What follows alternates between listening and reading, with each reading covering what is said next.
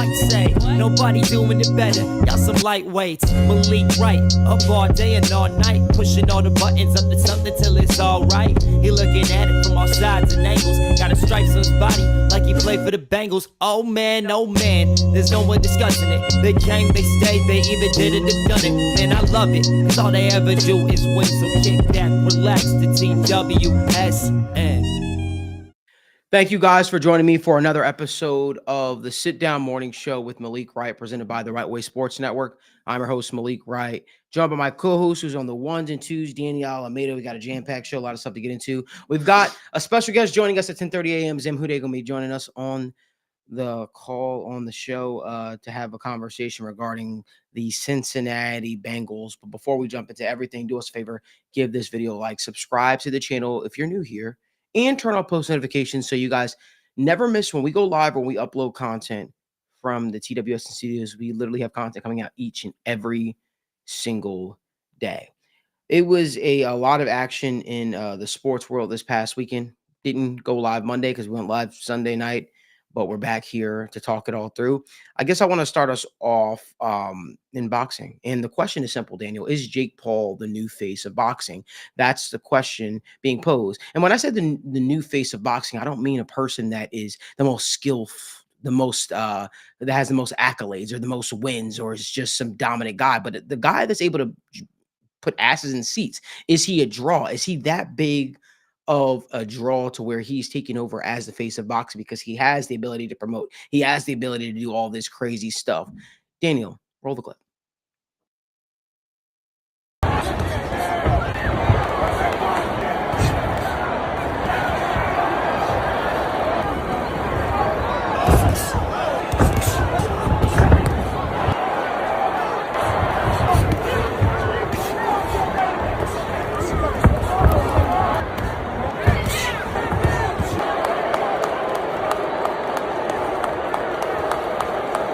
So, yeah, that brings up the question, is Jake Paul the new face of boxing?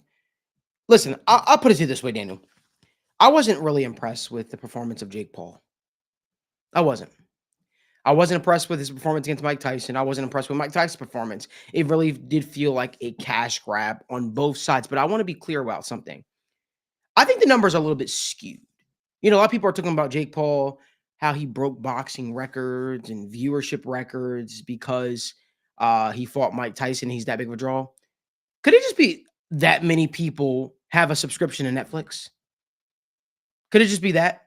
Could it be that many people have a subscription to Netflix that is widely popular, right? To the point where Netflix was offering up something that was included in a membership already that most Americans have. And so it was a live event. You didn't have to pay extra. You just clicked it because it was live. And I'll be honest with you, Netflix servers were ass. Terrible. I'm not buying into the notion that he's just some big draw. I think if this fight was on pay-per-view, you don't get that many views. But I think it was the fact that it was offered so much in a subscription with Netflix already, the viewership spiked up. If you put Gervonta Davis on Netflix, what do you think that does? If you put Saul Canelo Alvarez on Netflix, what do you think that does? If you put Tyson Fury on Netflix, what do you think that does? If you put Alexander Usyk on Netflix, what do you think that does? If you put Deontay Wilder on Netflix, what do you think that does? Let's go a step further. If you put Floyd Mayweather on Netflix, what do you think that does? It was brilliant by them to skew the numbers, and it was a brilliant move by Jake Paul and his team. Nobody in the boxing world took him serious. No one in the boxing world probably still takes him serious. But the simple fact that you beat a legend of the sport like a Mike Tyson, you have boxers that are coming out like Daniel Dubois that are saying, hey, we need to defend the honor of our sport, of our legends. And you have world champions now, 2 world champions, I believe, calling him out. 2 world champions calling him out. Now, I'm not a conspiracy theorist, but let me be the guy to offer up some theories right now. What if Jake Paul were to fight a Daniel Dubois? Or a Better Biev? Hope I pronounced his name right. And what if he were to win? Hypothetically speaking, that flips the entire boxing world on its head. The sport will never be looked at the same again. A YouTuber, a Disney Channel kid comes in and he turns the world on its head. And all he did was beat a former NBA player, a couple of retired MMA fighters, lost to a guy that was basically on amateur level of boxing. And then he just beat a 58-year-old Mike Tyson. You know, I thought it was very interesting, Daniel. There was some points in that fight where it was, hey, Mike Tyson's biting his glove. And we were wondering, why is he biting his glove? Well, could it be because maybe there was an agreement in place? Maybe it was, hey, can't go too hard on it. That's something I've watched a lot of Mike Tyson fights, not because I'm that old. I'm only 29 years old. But I watch a lot of Mike Tyson fights because I'm just a fan of the sport. That's not something I've ever seen him do.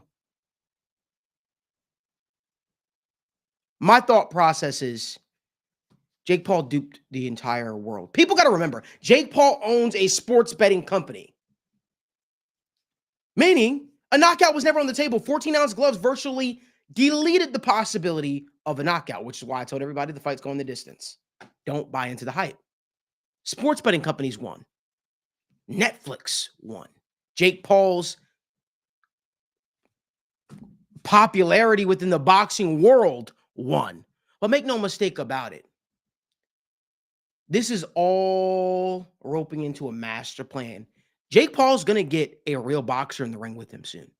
And I guarantee you belts will be on the line. Will that boxer be Canelo Alvarez? Canelo already said, no, not interested. But if Jake Paul's able to go out there, hear me out, Daniel. Hear me out, everyone watching live. Yeah. If Jake Paul's able to go out there and beat a Daniel Dubois, which I don't think he will, or beat a Arthur Beterbiev, which I don't think he will, well, then you could get Canelo to the ring.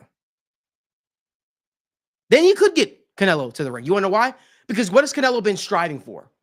Canelo already won belts at welterweight. Canelo already won belts at middleweight. Canelo already won belts at light heavyweight.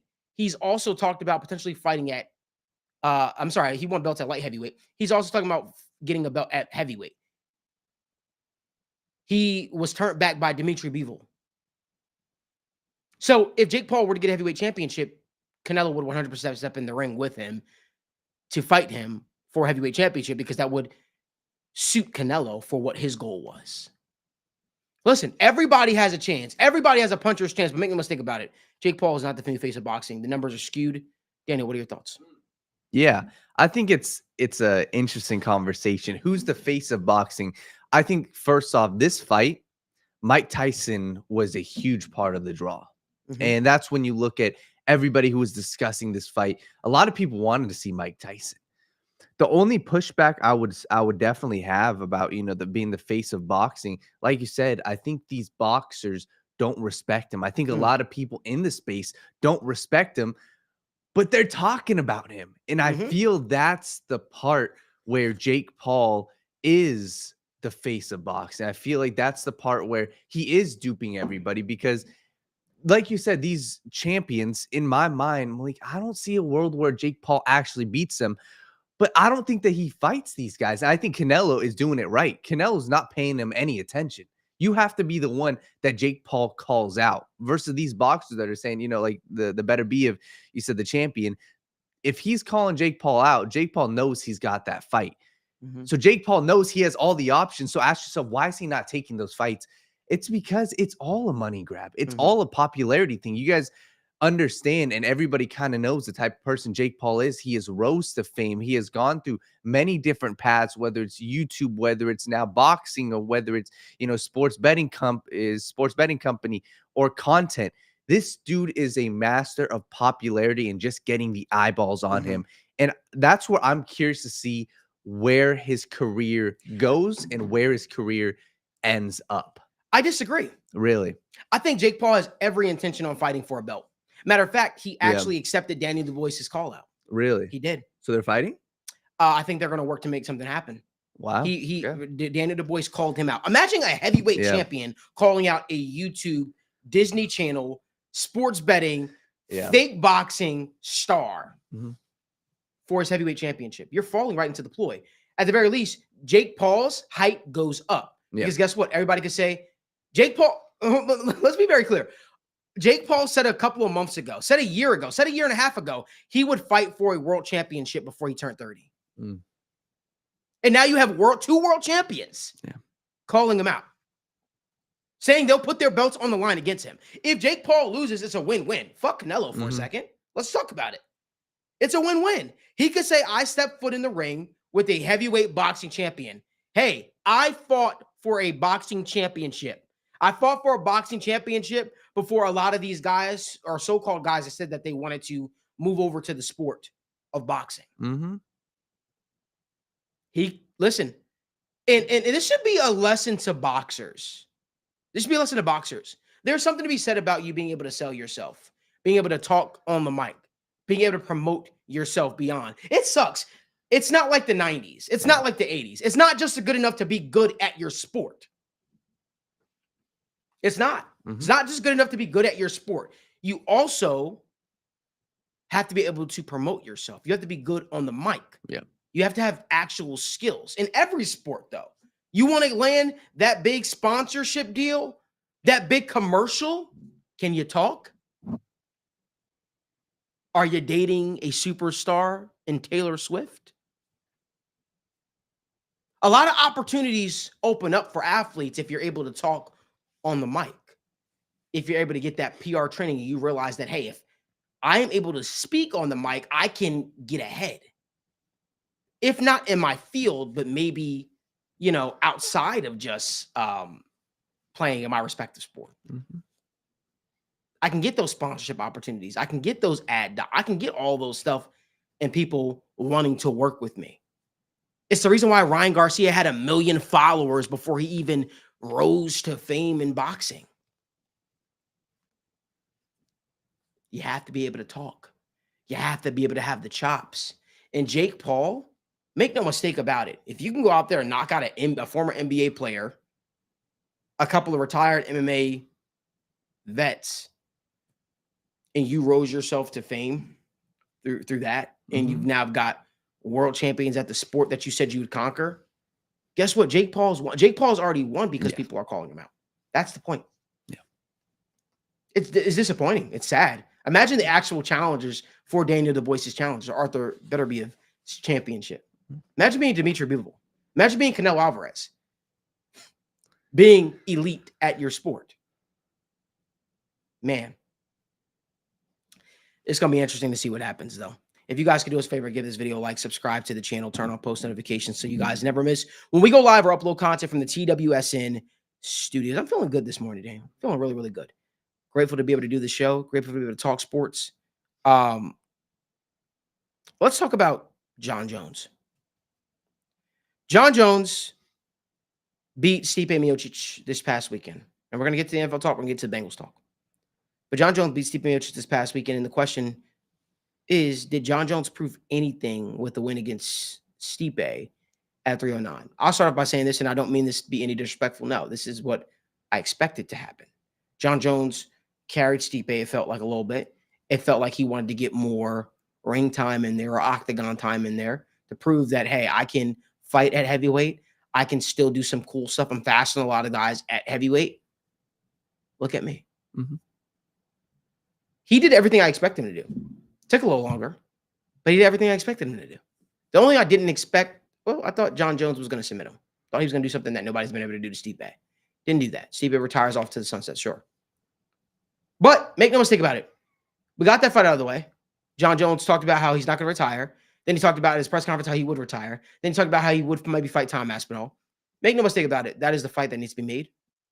That's the fight people want to see. But I wasn't too impressed with what John Jones did at UFC 309. Not because I don't like John Jones. I like John Jones. I just expected this. I expected him to make quick work of Stipe Miocic. John, what's next? To me, I understand they say you're not champion until you defend your belt. You defended your belt against a guy who hasn't won in 3 years and now is retired. to me, it's only right that you fight the interim champion. Calling out the Derek Lewis of the world, Jamal Hills of the world, Alex Pereira's. I understand that fight makes a lot of sense for you. But let's not kid ourselves. You know what you do in that fight. We know what you do in that fight. No chance you stand with Alex. You have every intention on taking the fight to the ground and submitting Alex Pereira because you know the danger that exists standing up with a guy that walks around at heavyweight. Why don't you really test your chops? Fight a guy like Tom Aspinall. And Tom Aspinall has come out and saying, hey, you know what? UFC has already told me I'm next in line. UFC has already told me I will not be facing a Michael Chandler situation. I'll have my opportunity to beat a John Jones. We'll see. We'll see if John Duckin Jones gets in the ring with a Tom Aspinall, which, make no mistake about it, is a terrible place to be for him, I think. Mhm. Daniel, do you have anything you want to add to that? Yeah, I think, and this is the part of the conversation. John Jones, he showed me a lot, and for what he showed me is that there is not a fighter on this roster that can beat him outside of Tom Aspinall. And I don't know if that's a shock to everybody, but I feel like Tom's really that's what it showed me, right? I've seen John Jones before. I've watched highlights. We went back and watched some of his fights. I watched him against Cyril Gane. For me, I had questions about him heading into this fight. I had questions. How's he going to look at heavyweight? Is he going to look fast? Is he washed up? This dude is definitely slower than before, but his skills are still so on point. And it really showed me that there is not another dude that can F with him outside of Tom Aspinall. And he's the only question mark. And he's the last guy that we can really say, hey, can he take John Jones's 0? Can he take his O? And I think that's the fight that you have to make. And I feel like that's, at this point, that's what it is. John Jones, in everybody else's eyes and in everybody's eyes, is the GOAT. He put on a masterclass, dominated Stipe Miocic from the beginning. And the thing that I'm holding on to, and the thing that I'm saying, and Wes Hude said the point perfectly, speed, that's what it is. And that's going to tell us, hopefully we can get that fight. I feel like we need that fight because the way John Jones wins that fight, if he can make Tom Aspinall look slower, if he can make Tom Aspinall push him after one round, that's how we can see John Jones beat Tom Aspinall. But there's a real world where Tom Aspinall goes in there, makes quick work of John Jones, and we're saying, holy shit, what just happened? And that's where my mind is. And that's the question mark. Yeah. You think so? I totally think there's a world where John Jones beats him. But there's a world where he beats him. You said when he goes in there and makes quick work of him. He doesn't make quick work of anybody. Who? John Jones. No, with Tom Aspinall. It goes one or two ways, in my opinion. I think Tom Aspinall goes in there, shows there's a clear speed difference and a clear strength difference because John Jones, like we said, hasn't faced real heavyweights. He faced Cyril Gane, who's not a great guy on the ground. He faced Stipe Miocic, who he made him look extremely slow. Maybe that's his age. And Tom Aspinall is the real test. So I think Tom Aspinall, there's a chance where he goes in there and makes quick work of John Jones. But if not, Malik, there's a real world where John Jones does the unthinkable to Tom Aspinall, right? And goes in there. Tom Aspinall is a favorite over John Jones. Yes, he should be, yeah. And that should show you where the eyes of the UFC should be. They should make this fight, and we'll see. So one thing about me, Daniel, I literally analyze these fights. I watch them during my downtime, and I really, really study because I like to be the most prepared. I like to be the most prepared when I talk about this stuff. And I'll tell you right now, I was going through, my notes and stuff like that and studying a little bit. I do see one way in which John Jones could hurt Tom Aspinall. And it's those front leg kicks that he does where he stabs at the kneecap. And the reason why I say that is because Tom Aspinall had a reconstructive surgery on his ACL. And John is that type of guy where he would actually go for that. And we saw Tom blow his knee out against there. We know Tom has good leg kicks. And yes, Shafi, he will 100% close as the favorite. I agree with that. But make no mistake about it, the speed of Tom Aspinall, his ability to move in and out, his 1-2 punch, And one thing I will tell you right now: do not sleep. Tom Aspinall is a black belt in jiu-jitsu. Tom Aspinall has the ability to take the fight to the ground quite comfortably, and he talked about that. How a lot of fighters who fight John Jones are scared to take him down. But if you look at the guys who have had success against him, guys like DC in their first fight, guys like Gustafsson, they were able to take John Jones down. That was an element of surprise. Put John Jones in a place where he's not used to being. You know, what I'll say to this is I will stand on business the same way I've stood on business for Ilya Topuria against Volkanovski, the same way I stood on business for Ilya Topuria against Max Holloway. And I was called idiots. I was called all that kind of stuff. Hear me out. Believe me when I say this. And John Jones is my GOAT. But make no mistake about it. Tom Aspinall would make quick work of John Jones. And the talk that John Jones is giving is very similar to the talk he gave when people were talking about him and Francis Ngannou. UFC has to pay me a big bag. It has to be worth my while. You know? And Sean Brennan, no need to be a smartass. The point I was trying to make there, brother, is, John Jones 100% will look at where Tom Aspinall has had issues in the past, not necessarily from a skill standpoint, but from an injury standpoint. And he will look to take advantage of that. Where most fighters will say, hey, let me try to do something else with Tom. Let me try to wrestle Tom. John will try to point to that reconstructed knee surgery that happened 2 years ago and try to make that a point of emphasis. My point is, I don't think he'll get the shot. Stipe landed on John. Stipe was able to swell John's eye up a little bit. What do you think Tom will do? And Stipe just couldn't corral him. He didn't press forward. People like to say, oh, we don't know about Tom's casting. I've seen Tom's casting. I've seen it in boxing. The fact of the matter is, these guys are just not being able to withstand his punches. It's crazy how the pendulum swings. It's crazy how the goalpost moves, though, for a guy like Tom Aspinall. Not in his favor, though. People were talking about, I remember months ago where people were saying, almost a year ago, people were saying Sergey Pavlovich, who was the scariest fighter at the time, was going to knock out Tom Aspinall. And I told everybody Tom Aspinall would win that fight. You don't know what you're talking about. Tom was the underdog, if people don't remember. He was the underdog going to that fight. And I cashed very, very big on that fight. And I'm going to tell you right now, Tom Aspinall was able to go out there, beat Sergey Pavlovich, knock him out in dramatic fashion in the first round. I don't think John Jones, from a skill standpoint, sees a clear path to victory for him against a guy like Tom Aspinall, which is why he's calling for the Alex Pereira fight. He sees a path to victory. He knows he could take him to the ground. Francis Ngannou was a scary fight for him because you have to close the distance in order to take Francis Ngannou to the ground. Everybody knew Francis wasn't a strong wrestler, but he was working with Kamaru Usman at the time.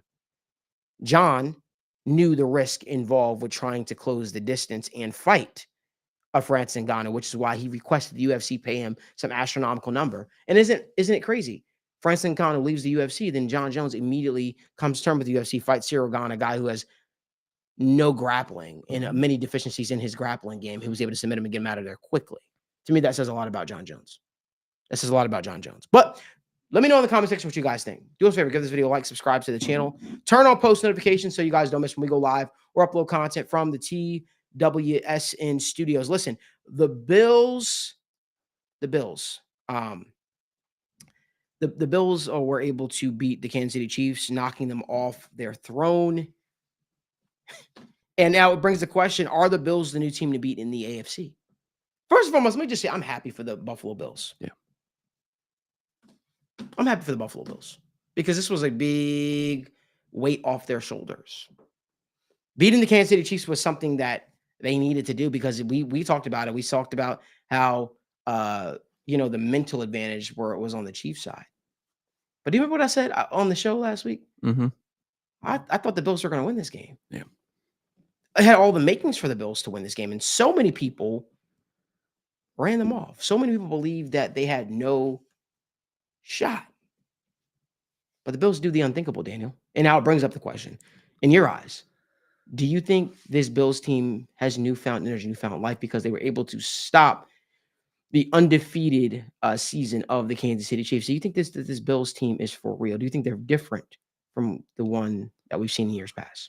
I don't think that they're different. I don't think so. I think this is a team that has always been right there. This is a team, in my opinion. You go and look at that Kansas City Chiefs game in the playoffs. That team, and it sounds crazy, obviously hindsight's 2020. That team could have won the Super Bowl. This team has the makings to potentially make the Super Bowl.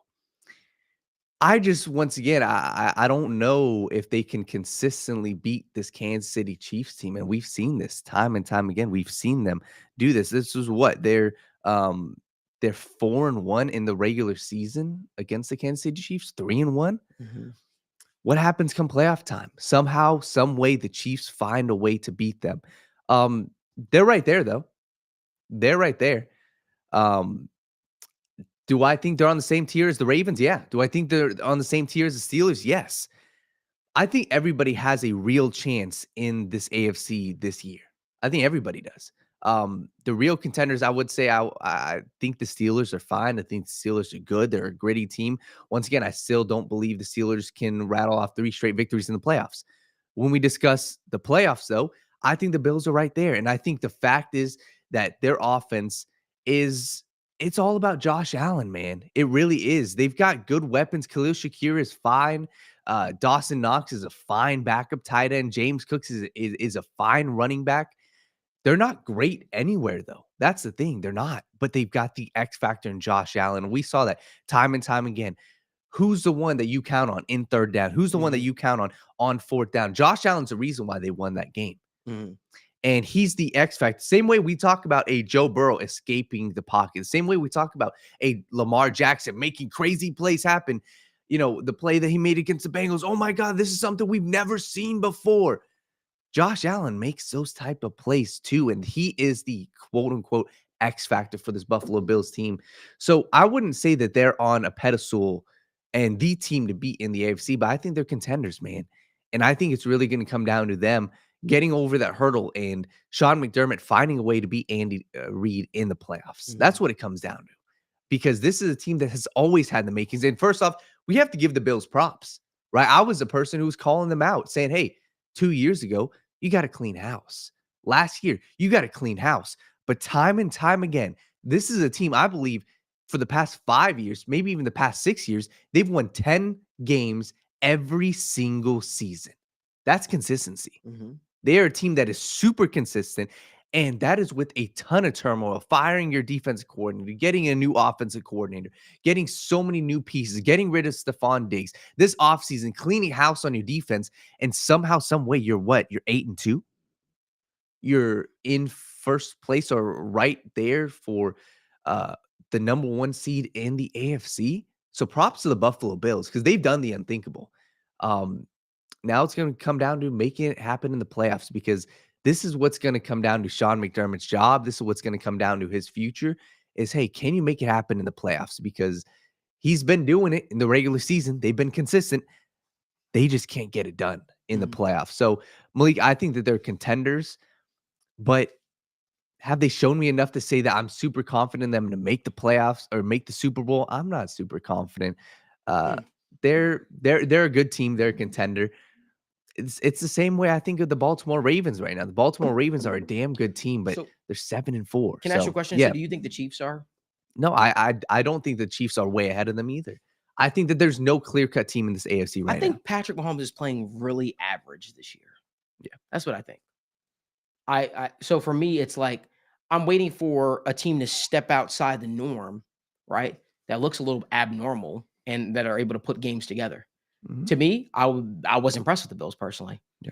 More so the mental fortitude, because it takes a lot for a team to have your number. That run, that call for Josh Allen at the end to call his own number and then run, have a 25+ yard scamper, maybe a little longer, or touchdown, breaking tackles, the whole 9 yards. That was just wanting to. That's putting the team on your shoulder. Maybe they'll buck that trend. Maybe they could buck that trend of a coach and a quarterback being together for as long as they have, having success. Who knows? But I was really, really impressed with Josh Allen. I think that said a lot about Josh Allen. I think he showed up in such a big way. I know Zim is going to be joining us here shortly. If you guys could do us a favor, give this video a like, subscribe to the channel, turn on post notifications so you guys never miss when we go live or upload content. Let's discuss Kevin Stefanski. Daniel, is Kevin Stefanski on the hot seat? Apparently, there's been a lot of chatter, a lot of rumors buzzing that Mike Vrabel has been being looked at as the potential successor to Kevin Stefanski. And let me be very, very clear, really, really quick when I say this. And I know people, you guys know I cover the Bengals and all this good stuff. But let me be very, very clear. I think Kevin Stefanski is one of the best coaches in football. Yeah. Two-time coach of the year. I think that the Cleveland Browns would be making a mistake if they moved on from him. You asked him to go out there and turn water into wine with a quarterback in Deshaun Watson who forgot how to play the quarterback position effectively. You asked him to go out there and field a winner. That's difficult to do. But one thing I will say is I've been very, very impressed with the way Kevin Stefanski has approached the job with all the chaos within that organization year in and year out. If they fired him, some team is going to get an opportunity to hire him as their coach. And I don't think Kevin Stefanski has to earn his chops as a play caller or anything like that. I think he'd be a head coach again, because a lot of people look at the Cleveland Brown situation and look at it and say it's unstable. It's a place where, you have to be Superman almost to really succeed there. And when I look at it, I think there are two coaches that could potentially be on the out this season that I see as home run gets. Kyle Shanahan and Kevin Stefanski are two guys that I believe, and two guys that I believe that could really help turn an organization around. I'm a believer though. I'm a believer in Kevin Stefanski. I still believe that he is a good coach in the National Football League. And hell, they'd be making a stupid mistake, but I do believe that Kevin Stefanski is going to hot seat. I don't know if he survives the season, Daniel. Yeah. And you know how I feel about coaching, firing coaches mid-season, but I don't know if he survives the season, to be honest with you. What are your thoughts? We're talking about a head coach, and I'm with you. Not just a one-time, a two-time coach of the year at the NFL level. And we're talking about him getting fired. This tells me a lot about the organization. Kevin Stefanski, I think, yes, he is on the hot seat, for right or for wrong. There's a lot of buzz and notion. This is kind of a message that, hey, respectfully, life isn't fair. And what I mean by that is he is potentially getting outed for something that's not his fault, right? He was a huge proponent of bringing in a Mike Vrabel behind him, right? Has had a long relationship with him, brought him in.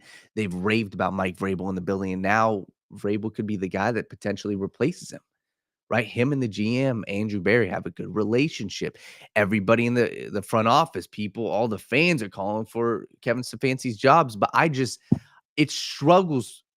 really struggle to see how Kevin Stefanski is the sole reason why they're losing. And that's the part that sucks. And that's the part the Browns front office and ownership have to ask themselves, hey, what good are we doing by firing a Kevin Stefanski? And that's the part that sucks, Malik. They've got 2-3 wins. And I just think it would be a massive mistake to fire Kevin Stefanski for a problem that goes and is rooted deeply in the organization, is rooted deeply in the decisions that they've made about their quarterback, about their offense. Because like I said, the dude just won coach of the year and we're talking about firing him. So yes, I think he's on the hot seat, but this dude is, in my mind, one of the best offensive minds in the NFL. We've seen him take and turn quarterbacks around, and we've seen him field a sufficient offense and field a consistent offense time and time again. So while the product they may be putting on the field is not great right now, you have to applaud the head coach, and maybe not even applaud him, but you have to give him some wiggle room to where, hey, this dude has dealt with Dorian Thompson-Robinson. This dude has dealt with multiple different quarterbacks, dating to last year, dating to the year before, and he's had to somehow make it work. Made it work last year and isn't making it work this year. So Kevin Stefanski is a great football coach, and he's just having a poor season. But like I said, for a dude to win 2 Coach of the Year awards, I think this is a massive mistake for the Cleveland Browns. The only way this turns out well for them is if they hire Mike Vrabel, and Vrabel is fully the guy that they want to go behind and support. And I don't even think that's like turning it around for them, right? I think that's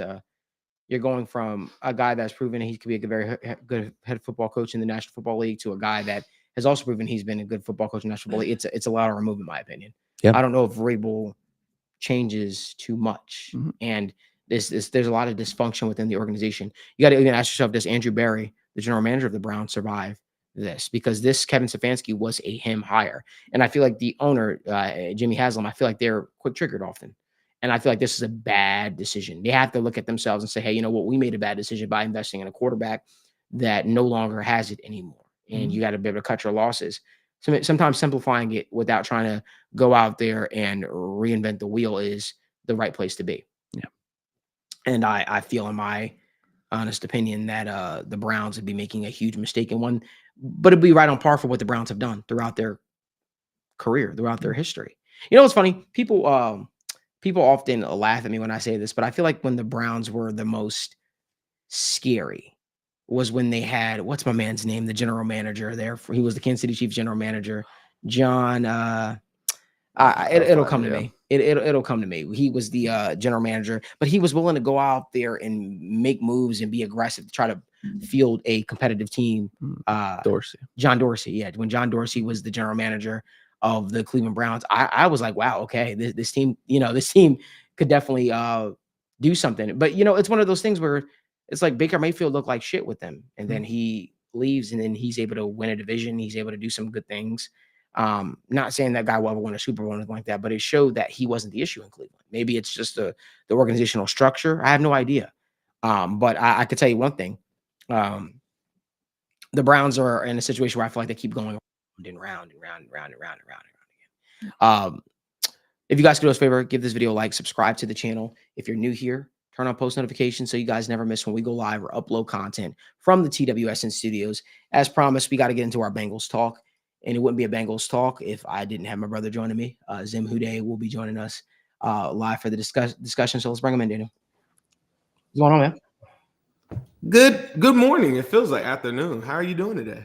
Doing good, brother. I'm doing good, man. I'm going to be honest with you, man. I had to gather my thoughts for a little bit, man. Yeah. And I'm happy I didn't go live yesterday because I wanted to let it settle in for a little bit. Me and you, so we could talk about this and really assess and give our analysis of the game. Zim, this is actually perfect, man, because we often talk about it. You like to take your time, you like to wait for things. Yep. I have a lot of thoughts, but I want to hear your thoughts, brother. I want to hear what your thoughts were, not only on the game. But we have a big discussion right now about what the Bengals need to do moving forward. Let me just say this right now for people that are listening for the very first time. This is not a show where we're going to say yes, man. We're going to be yes, man. We're going to tell you what you want to hear. This is a show where we're going to be honest with you. We're going to talk about the things that maybe Bengals fans are thinking, but they don't really have someone to say it. I'm not interested in protecting relationships. I'm not interested in protecting who I might offend. That's already going out the window this season. You're going to get a real honest conversation here right now. And Zim, the floor is yours. You put me on the spot, man. I don't even know where to begin. I can say that, me and my partner Ace, I do that show with him in Cincinnati. We've been through this fire before. It just looked a little different. I hope we don't have a lot of Dalton lovers in here today, because I was one of the people before. People remember me from then. I was on Instagram now. I wasn't on Twitter. I just got on Twitter 2020, 2021. But I was really big on, like the Tony Dungy thing, moving on, and it's just time for certain people. Marvin Lewis, it was just time for certain people. And I feel like in its totality, I've been assessing. I didn't come on any of these shows. They try to classify me as like some radical. I didn't come on over here and suggest that people should get fired or anything like that. I'm evaluating as I go. But after that press conference, after the game, and Jamar Chase says, yeah, I still believe in my teammates, but then isolates that and then says, hey, we got to coach and stuff. You need to go ask the coach why we ain't winning these games and stuff like that. And then the Joe Burrow question, they asked Joe Burrow something very similar. And I'm paraphrasing, but he does say, they asked him about Zach Taylor, and he said, yeah, maybe not. You know what I mean? That's not a ringing endorsement by the franchise guy, Joey Franchise, for the head coach.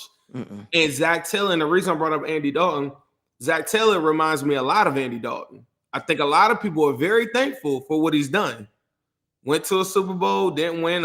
We were very thankful that Dalton took us to the playoffs consecutively, right out the gate, all these different things. And people like me, I've just been chilling, getting the information. I like Zach's playbook. I think as a PR, all these different things. Mm-hmm. But the guys are not motivated right now.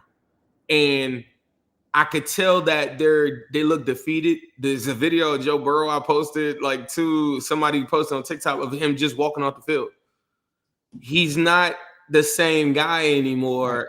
And we watched him get older right before our eyes. I mean, he's 28 years old now. He's not like some young, the honeymoon has been over. Mm-hmm. And the realization is that game ended and we didn't win. A lot of people said that the Bengals window, and a lot of ops talk to me because they hate my guts because I'm always so positive and I'm always telling them all this great information about the Bengals. So they always come back to me. But they do have truth, and sometimes they'll say things to me and say, Joe Burrow, he choked in the playoffs. He choked in the Super Bowl. And I'm like, what? And I got all the stats. I got all these different things to prove, and I got all these different things that I can always cook them with. Mm-hmm. But I do believe that the Bengals window closed when when his wrist got hurt. And they just been going on the fly right in front of our eyes. Mm-hmm. It's like we knew, I mean, come on, bro. It's nose tackle position, takes time to go. McKinley Jackson, Chris Jenkins, that's not Super Bowl contention. That's like making it try to work along the way. Hopefully you get some with it. Stopgap showed in rankings. Like the writing's been on the wall for us as fans. Mm-hmm. We just weren't trying to accept it. And I think the realization of this was a rebuild, so to speak, year. But then the part that frustrates me is the reluctance to play a lot of those draft picks. Mm. It really messes. It doesn't match up and it doesn't mirror up with the front office. There's a video currently right now. You know, we were in the suite next to, Mike Brown and the fam.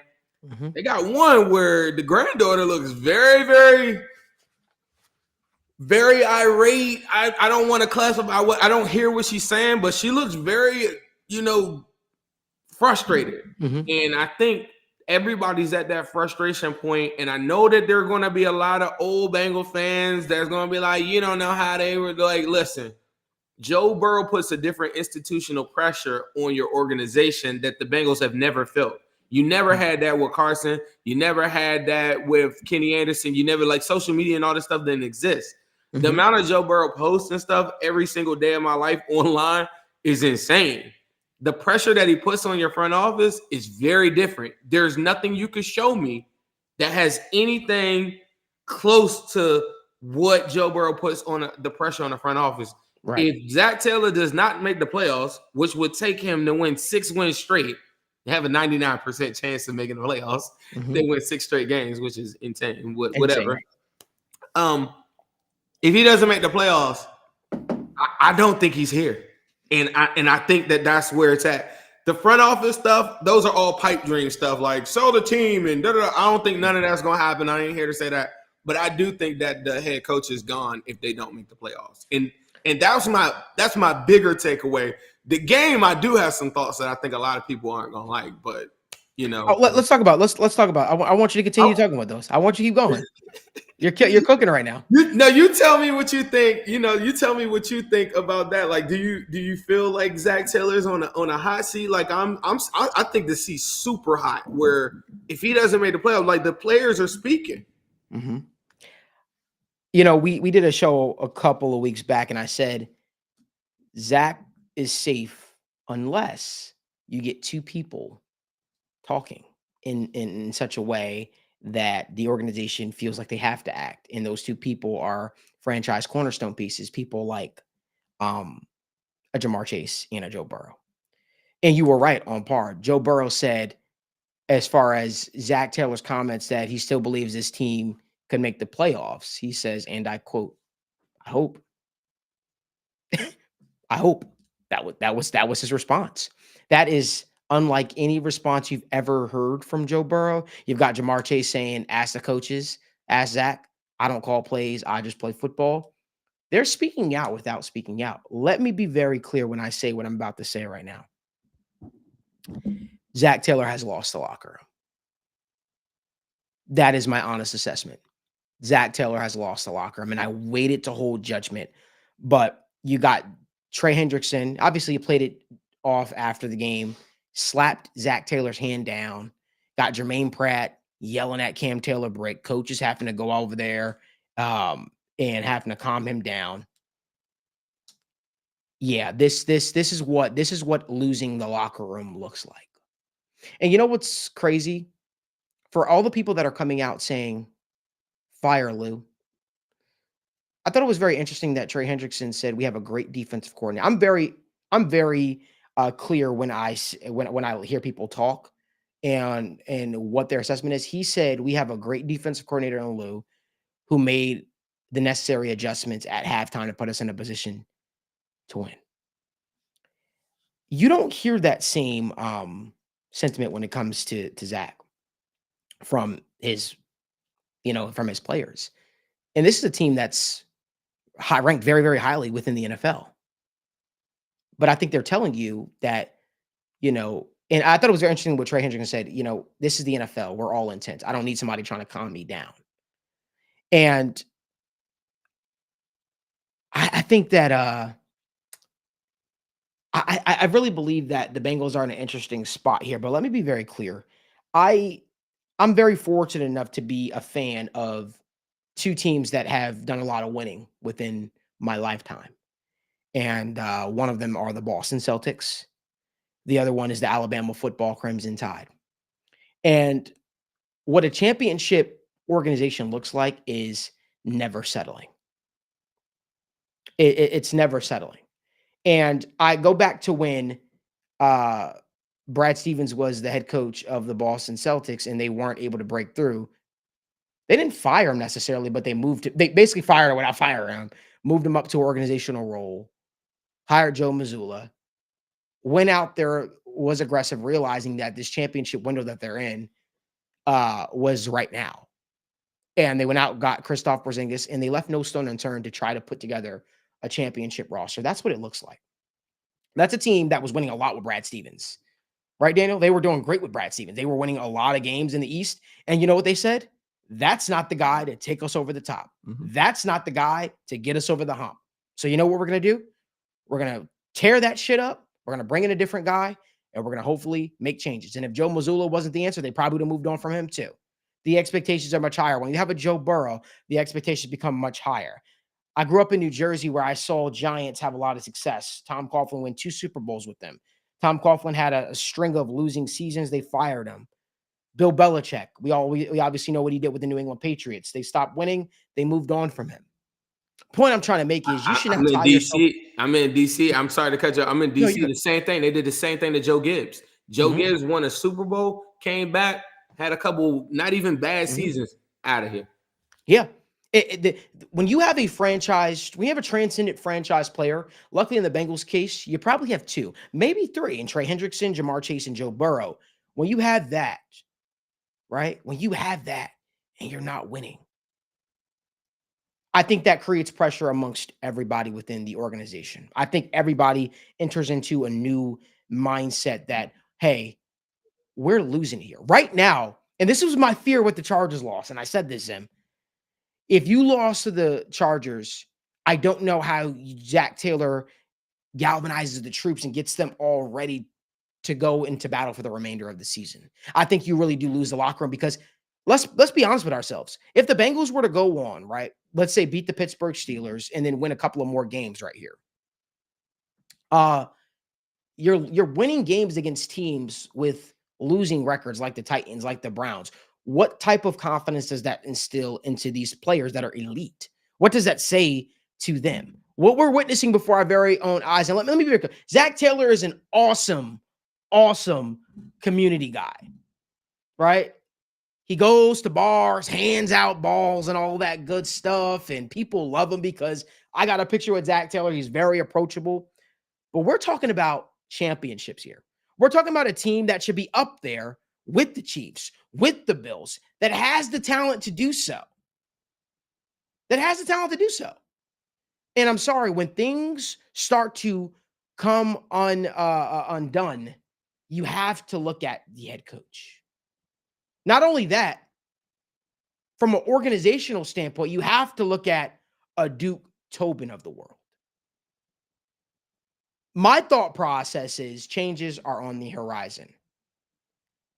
I don't even listen. I would love to see the Bengals go on a run right now, win 6 straight games, and make the playoffs. But I gotta honestly also ask myself, does that do more damage to a degree? Hear me out.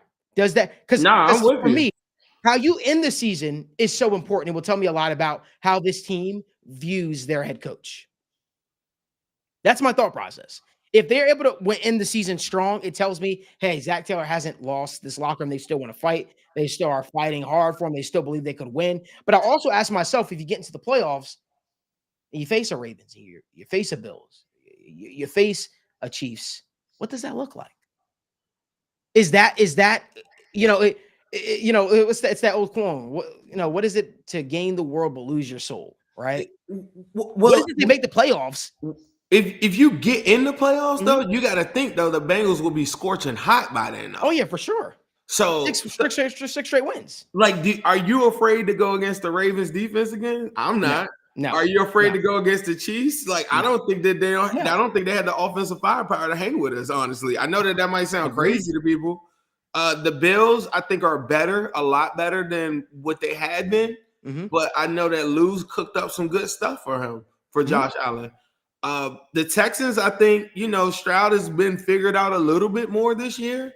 Their defense is very good. There are some matchups that I think the Texans would give the Bengals like a bunch of problems. I do think that. But there was a point in time, Zim, where we didn't give a fuck who it was. Right. Bengals could go in there, could go into your house. If you get me in, it's like you're talking about the Bengals winning 5 or 6 games out of the next 6 games. So you're talking about a scorching hot team, just like the Bengals went 10-7 and went to a Super Bowl. So in that regard, sure. But if they were to win like a game, lose a game, and to like say they lose 2 more games within the next 4 or something like that, I'm like, once the Bengals get to 9 losses, Burrow, Chase, T, everybody shut down. There's no reason to play any of those dudes. Why would you risk Joe Burrow, to even see? That's another reason why I would say that Zach Taylor will be gone. Because once you get the 9 L's, you're mathematically out of it. Right. And at that point, there is no chance to Joe Burrow rah the troops. Right. Because you wouldn't put his wrist, his health in harm's way. To me, that'd be stupid. Like, I don't know how you feel about that. I wouldn't play him or Chase. We're not chasing no triple crown. We ain't doing none of that if they had 9 losses. So in my mind, that's the recipe of the team is over, and now you're just playing rookies in there or whatever, and then the coach is fired. Yeah, like that. To me, it's that simple to me, bro. The Lou, I will say this: we hadn't talked about Lou, right? I read a comment. Had that game when it was 24-6,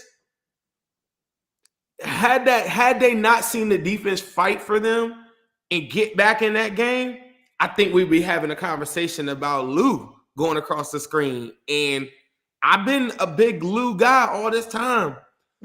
But there's a lot of things this season that have made him, whether right or wrong, it's cool to trust your guys like a Von Bell or whatever.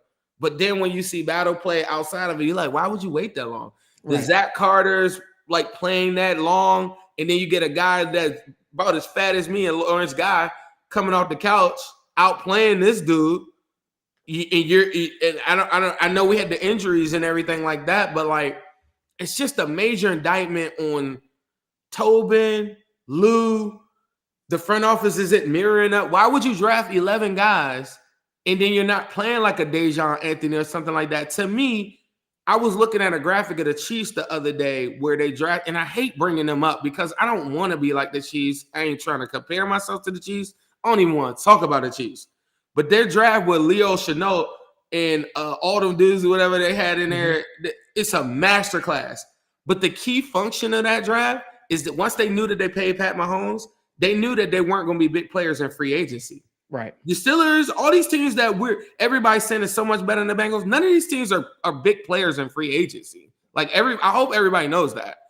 And so the Chiefs, remember, they had to get away from Snead, they had to get away from Tyreek Hill.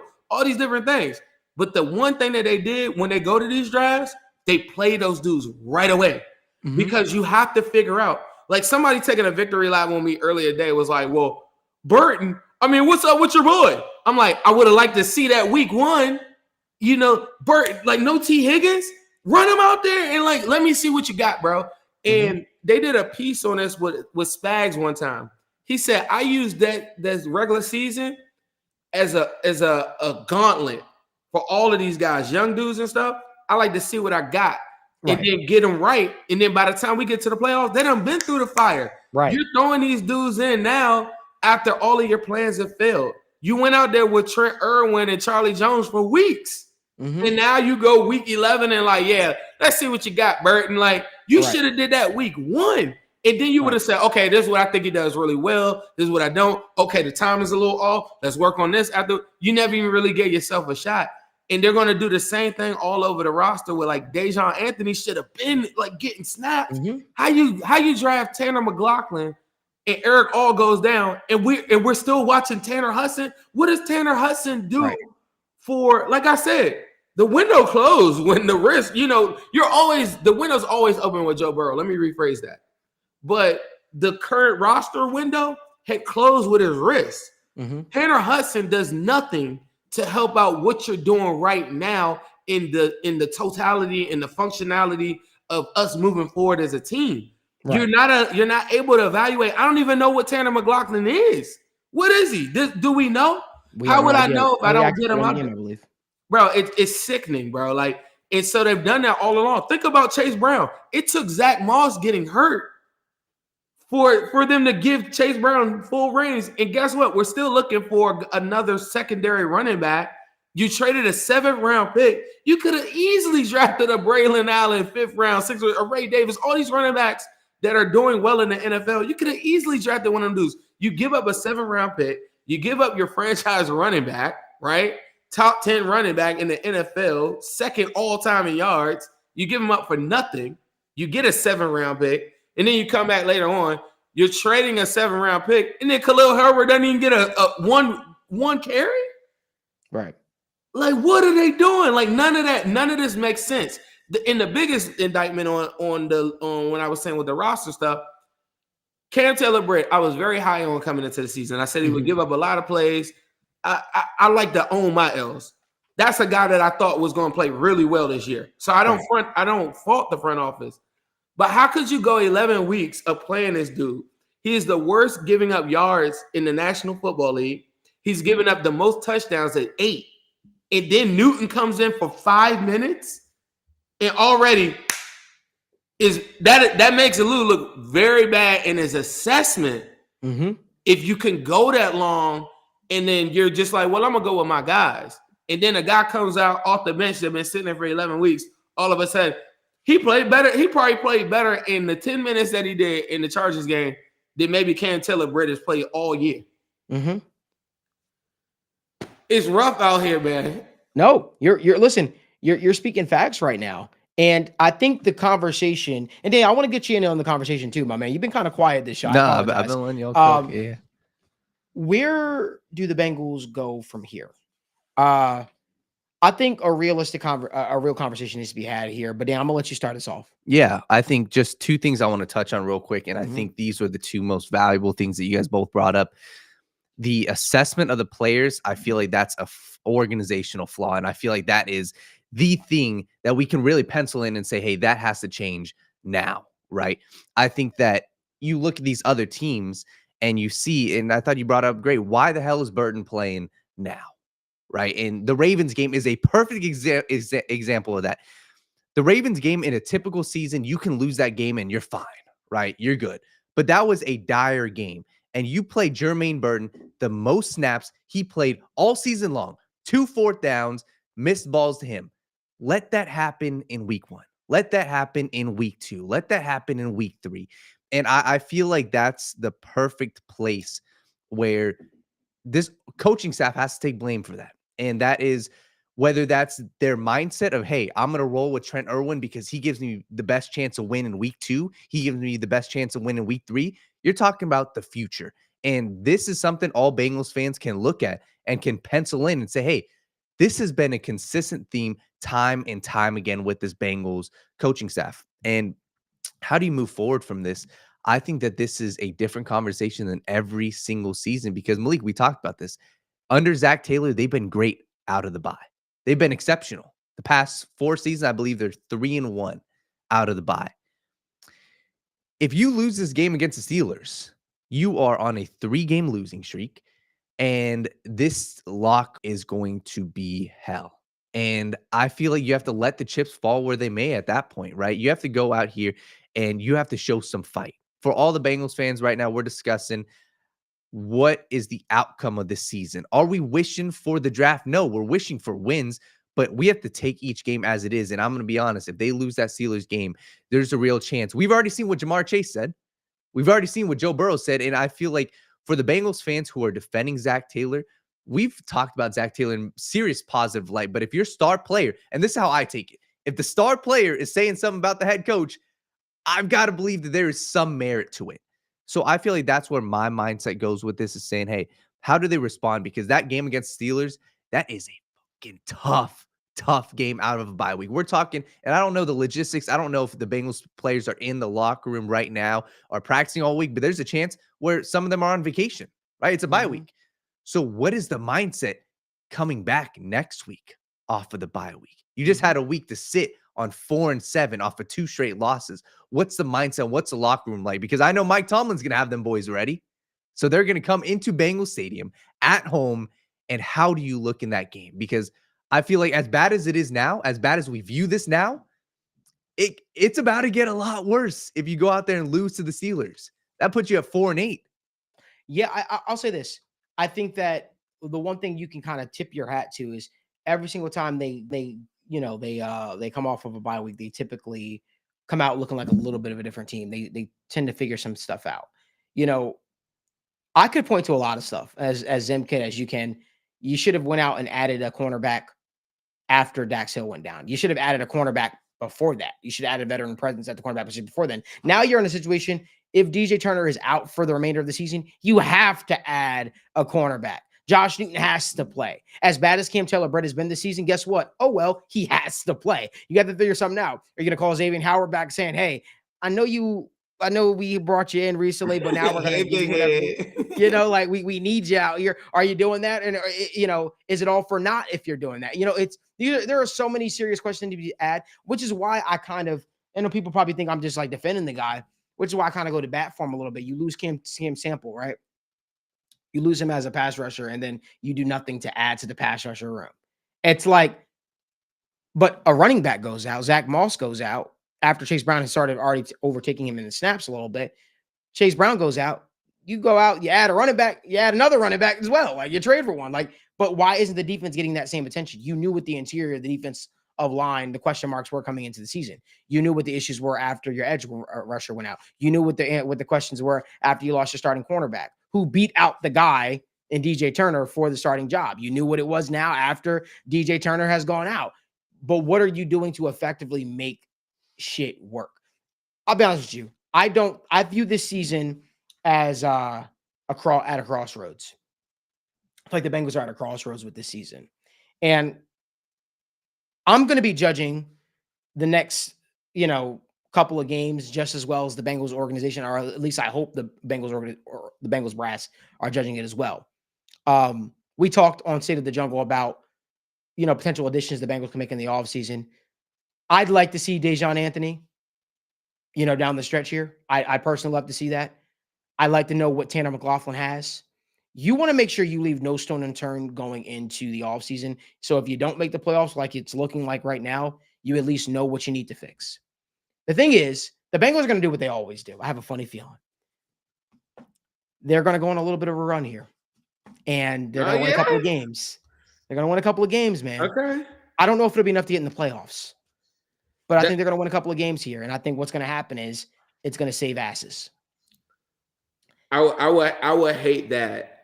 If they got to the playoffs, I'm all in. It's game on with me. I'm not going to be the guy to say, man, yeah, we're good there. Nah. You want to see them do. You want to see them do well. But I'll be honest with you. if they miss the playoffs, there's no way you can bring Zach back. That's how I feel. There's no way you can. I don't care if they go 9-8. See, last year, to me, his seat was a little hot because I kept on saying, well, I need to see him win without Joe Burrow. And he did that. And that was a big deal for me. Like, and that proved a lot to me. Like, down the stretch now, mind you, T. Higgins is doing crazy plays like this. And, but that Colts game, people don't remember the same offensive line, no sacks. Yeah. Went under center. He called a real good game. The screen game was hitting. That was a Colts team that wasn't scrubs. And he had games like that down the stretch. And so I said, okay, I'm cool. I'm cool with Zach. I'm like, he ain't the greatest coach, but I can win with him.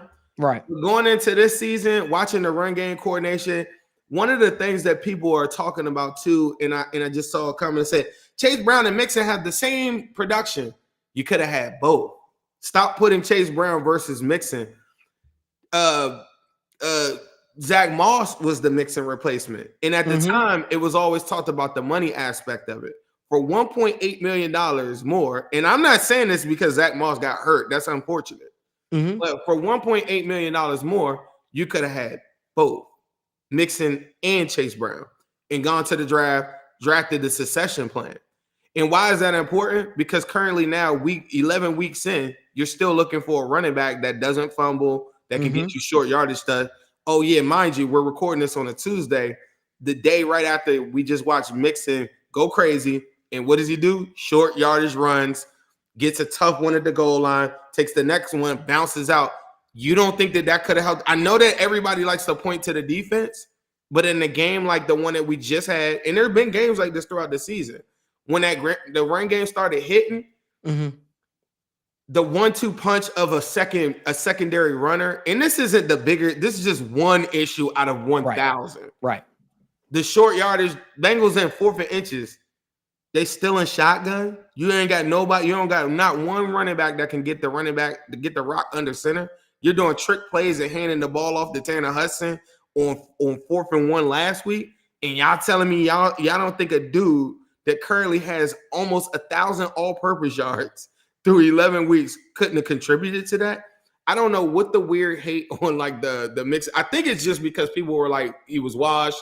And then now coming back to now, they're like, well, yeah, like, why are we still talking about it? People like myself aren't trying to take a victory lap. I want everybody to understand one of the bigger issues with the Bengals in totality is I feel like our fans don't really celebrate our greats, and we're willing to move on from players. And then I'm arguing to people, why is it Willie Anderson one of the greatest offensive linemen of all time? It's because when he was playing, PFF wasn't in place. A lot of these other outlets weren't in place. And the fans do so much glazing on Nick Chubb and stuff and glazing all these other running backs when Mixon is literally, since he came into the National Football League since 2017, he leads McCaffrey, Kamara, Saquon, all of those dudes. He's second in rushing yards and all-purpose yards, like in that list. But people will tell you with a straight face because of a lot of hearsay and all this other stuff that, oh, yeah, he wouldn't have did that in the offense. He did it. He did it in a worse offensive line for all that time. Would he have done it in 2024? He didn't have to. All he had to do is be a 1-2 punch to Chase Brown. Now, mind you, that's just one route you can go. There are millions of routes to go. But Chase Brown as the singular running back, to me, long-term isn't sustainable. To me, there has to be another guy. And that's why I was talking about like the Khalil Herbert thing and all this other stuff. I get so angry at the people that are so dismissive of Mixon, but these are the same people that are arguing that the front office doesn't make the correct decisions. People online currently right now, outside of the Bengals fan base, are hammering the Bengals saying, you guys are idiots for not keeping Mixon. We know the context of why Mixon isn't here, and that makes sense. He's in a way better scheme, all these different things. But to delegitimize one of our greats is something that I am offended by. Because literally, if he puts together 2 more seasons, he has a Hall of Fame career, but we're saying that he wouldn't have worked with the coach that we don't even like. A scheme that we don't even like. Why are we taking up for a scheme that we don't like? In 2 years from now, we're talking about Mixon possibly having a Hall of Fame jacket. You could say, well, why are you harping on that? How come Jesse Bates gets brought up every single day? Jesse Bates and the Falcons got their ass whooped 38-6. Ain't nobody coming back on the line and saying, well, here's a bad game from Jesse Bates. It's so problematic to me within like the fans in that conversation. I don't get it, bro. Like, Mixon's one of the greats. I celebrate him just like anybody else. That if anybody's watching my Twitter, anybody that's really good that's put on a Bengals uniform, I'm always about that. Like, that's what my whole stick is. That's what I'm doing. It's not about I'm picking a person. I'm celebrating them, because if I don't do it, who will? Right. The same person that's telling you that Mixon went to work in the office, you the same person that's saying, how come we don't get no guys in the Hall of Fame? How come we don't get this guy? How come we didn't get Pro Bowl snubs? It's because of this. You don't do a good job of celebrating the current players that we have. Instead of celebrating, they were telling me about Nick Chubb. Mixon averaged more yards versus the Browns than Chubb ever did against the Bengals. All-purpose yards, over 120-something yards every single time we played them. But our fan base was conditioned to think that whatever. And we're still looking for a running back, but we gave away a franchise running back in the end of his peak for nothing. That's a problem, just like any other conversation that anybody has about the front office. Mixon doesn't get isolated from the conversation because it's a part of what we're talking about right now. Mm-hmm. Yeah, real quick, and just to kind of discuss too, like, people are saying, oh, he didn't fit the offense, can't focus on guys who are not here. I feel like that's part of the conversation that we're missing right now is, hey, what Mixon is showing, at least what we're on the same page, I'm pretty sure, is, hey, he's showing some flaws in this Bengals offense. For me, and this should show everybody why, and ask yourself the question, why is he looking good over there versus not here? And we could say, okay, he didn't fit the scheme. Okay. But are we confident in the scheme that you got going on here when you can't create a 3rd and 1 and a 4th and 1? Can I just address something real quickly? Yeah. You're always in the comment section being, you disagree with a lot of things. I just want to address something real quickly here. You said they never talk O-line here, always ex-Bengals in skill positions. Meanwhile, Burrow, lucky he finished his season healthy. Here's what I'll say to that. If you want me to address the O-line, which I've addressed on State of the Jungle several times, we have to literally talk about the organization. The organization has a belief, and what that belief is, they don't believe in paying over double-digit for interior offensive linemen. Any upgrade you're going to get in the interior offensive lineman position is not going to be one of these elite-esque offensive linemen. I know people are talking about Trey Smith. If he's potentially available, it's not happening. People are talking about these other guards.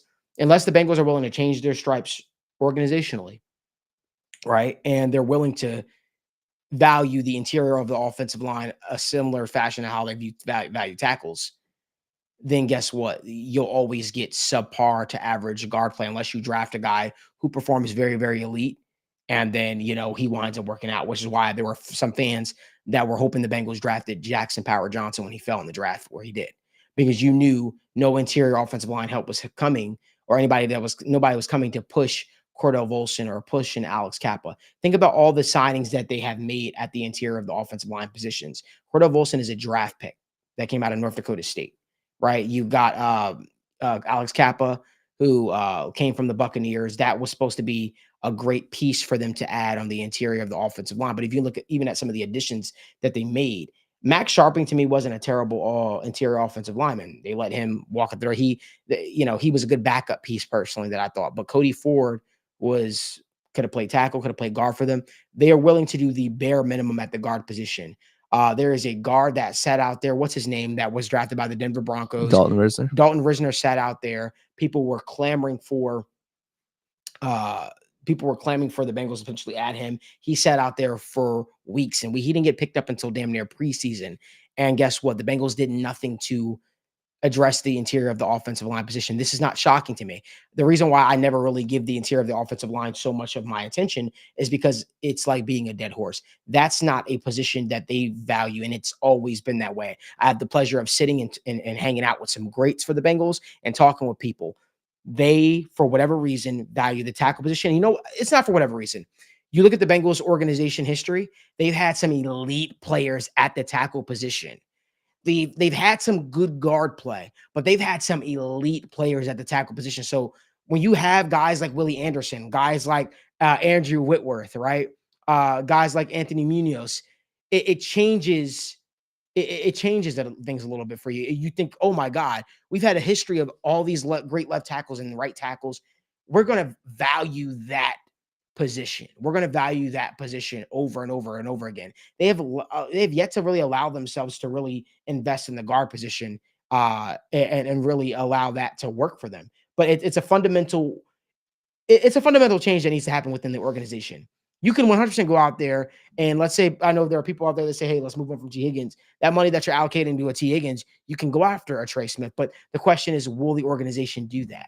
Tag and trade. What about a tag and trade for one of those guys? Which that's been brought out because all this time I've been saying a tag and trade for a first or second round pick is what I want. Mm-hmm. But I think they have a really good chance of for a competent front office of executing a tag and trade for a player of impact. Right.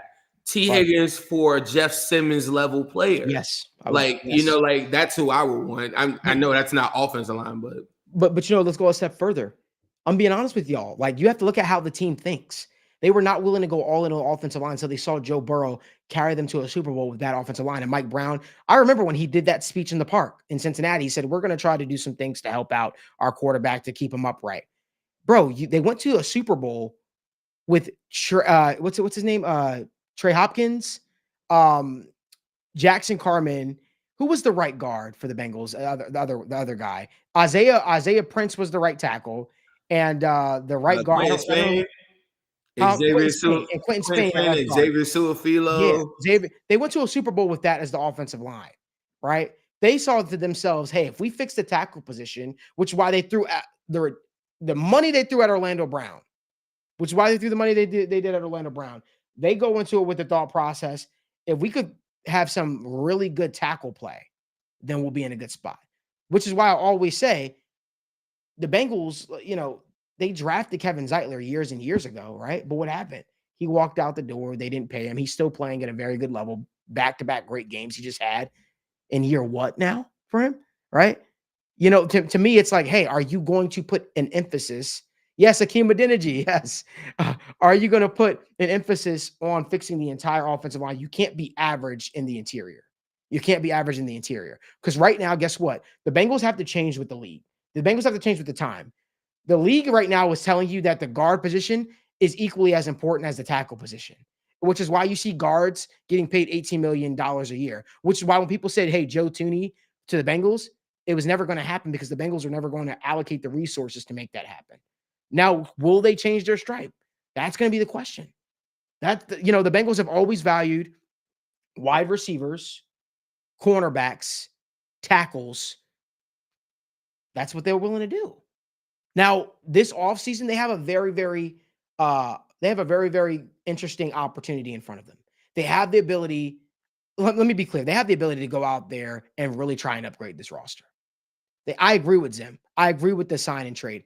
I believe they need to operate as an organization that is trying to contend. But in all likelihood, you're going to see one of two things happen. You're going to see them franchise tag T. Higgins and not trade him. We're going to see him let him walk. That's what gets them into the water they are. This will be the most optimal time to tag and trade T. Higgins because the wide receiver class isn't that great. This will be the most optimal time to do that. So that way you're not losing out on a star-studded receiver. But fundamentally, things need to change within the Bengals organization if we're going to be honest with ourselves. And I'll be honest with you, I personally think that, yes, I agree with you, Wes Hude. Football starts within the trenches. An upgrade within the trenches need to happen, which is why I'll say this. I think that if the Bengals miss the playoffs, you need to move off of Zach Taylor, because I think that the message that sends to the entire roster is it doesn't matter if Joe Burrow is healthy or not. We won't win with this coach. We won't win this. Understand, the Bengals had a last place schedule this season, and they have 4 wins to show for it on the season. That's abysmal. It's egregious. And you know why? A lot of people say, hey, you know what? Well, Marvin Lewis lasted this long. Understand, Marvin Lewis brought the Bengals out of so many bad years. Mike Brown and Marvin Lewis were super close. I don't get the notion that Zach Taylor and Mike Brown are like best of friends. It's also a gap, an age gap, a massive age gap. But I'll tell you what could speak to the Bengals. People often talk in this town about, hey, you hurt the Bengals on the pocket, still listen. Yeah. Well, the Bengals are already being hurt in the pocket because they're spending a ridiculous amount of money on a star quarterback who's playing at MVP level right now. He's having an MVP season. And they're going to have to come out of pockets $30+ million for Jamar Chase as well. And then you have Trey Hendrickson. Yeah, like damn near 4. You have your star pass rusher in Trey Hendrickson also asking for a contract. Well, guess what? The Bengals are already allocating those resources and those dollars to these said players. When you have a mediocre product on the football field, what does that say to the organization? Changes are needed. And I'll go a step further. I don't know if Duke Tobin is safe either. Yeah. That's just what I think. They've been throwing around. What's the dude name? And his name like Trey Smith or something? Trey Brown. Trey Brown. Yeah. Everybody's been throwing that name around to say, like, I think that will be like the closest thing that we would get to anything front office related. And then I don't know if people have been paying attention to the NFL allowing a lot of these investment companies and stuff like that being a part of it. And I think the Bengals should be all over that. And I think that's the only thing, like, as a Bengal fan, I think you could hope for. I did want to, like, from the coaching standpoint, we could get into some options because I'm very big on, I hate the guy that has fired this guy, but you don't have a plan. I've been thinking about this long and hard. Now, this is a name that I don't think that the Bengals could get, right, in it or whatever, right? And you and Daniel are way more privy to college football than me. But a lot of times, like, how I came on here and I shared my story and all these different things, and I think that resonates with a lot of people. Mm-hmm. I'm not saying that Zach Taylor doesn't have a story, but if you have a story that can hit home with these young 20-something-year-old young men, millionaire dudes, whatever, I think that will hit. Deion Sanders, right? Oh. Check this out. Not that I think that Deion Sanders would be the coach, but the mold of, in the AFC North, confidence, somebody that has a story that can motivate men, right? Tomlin, right? Harbaugh, like, these are motivators. And there's just the face of this. If you look at, we're not going to talk politics, but if you look at, like, the election, the president candidate, the president itself isn't, he has to create the cabinet and all the different positions around them. And those are the smartest people on the planet, to me, is the ones that are the people that are smart enough to pick the best people around them. Deion, if you go look, he went and grabbed Rob Livingston, our secondary coach from the Bengals, brought him to the college circuit like one of the best, right? That was a guy at the time that was supposed to his name was floating around for defensive coordinator stuff. Deion nabbed him and got him to get to Colorado. He also, one thing that I've talked about with Willie Anderson a lot is a lot of players or former players have a lot to input and can help out. And Deion went and grabbed Warren Sapp. And Warren Sapp is very instrumental into what they do up front when Colorado is a lot smaller. Now, I'm not saying that it has to be Deion. I think that somebody like Flores, with the combination of Flores and like Vrabel or somebody like that as a D coordinator, which I don't think he would probably do, that would be more my choice. I think the Ben Johnsons of the world are very sexy in names to me, but I think that the Bengals pockets won't allow it. And I guess the argument would be that with Deion too, right? And that's why I said not, but somebody in that mold, like somebody and the reason why I said Flores, because it's got to be very, very distinctive. The coach has to just want to really coach, not be a part of, I am the brain trust of Bill Belichick with those awful drafts that he did. You know what I mean? It has to be somebody in that mold that just wants to coach and get a shot. Remember, Zach Taylor was like that, but he was just thankful to be there.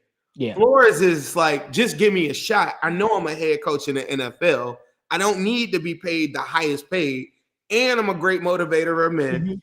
I have experience, and I have an attitude, and I have something that could work in the AFC North. To me, that would be my number one choice is Brian Flores. Like, and I've thought about it a lot. And then how he builds the cabinet around him and the folks that are around him. it has to be kind of like somebody how what Dion just did. Coaching really, really matters. In a 2-win team to now being an 8-2 team, you can hate him all you want. He was smart enough to go get the players that are bigger up front because the trenches I know were little as hell last year. He was smart enough to do that.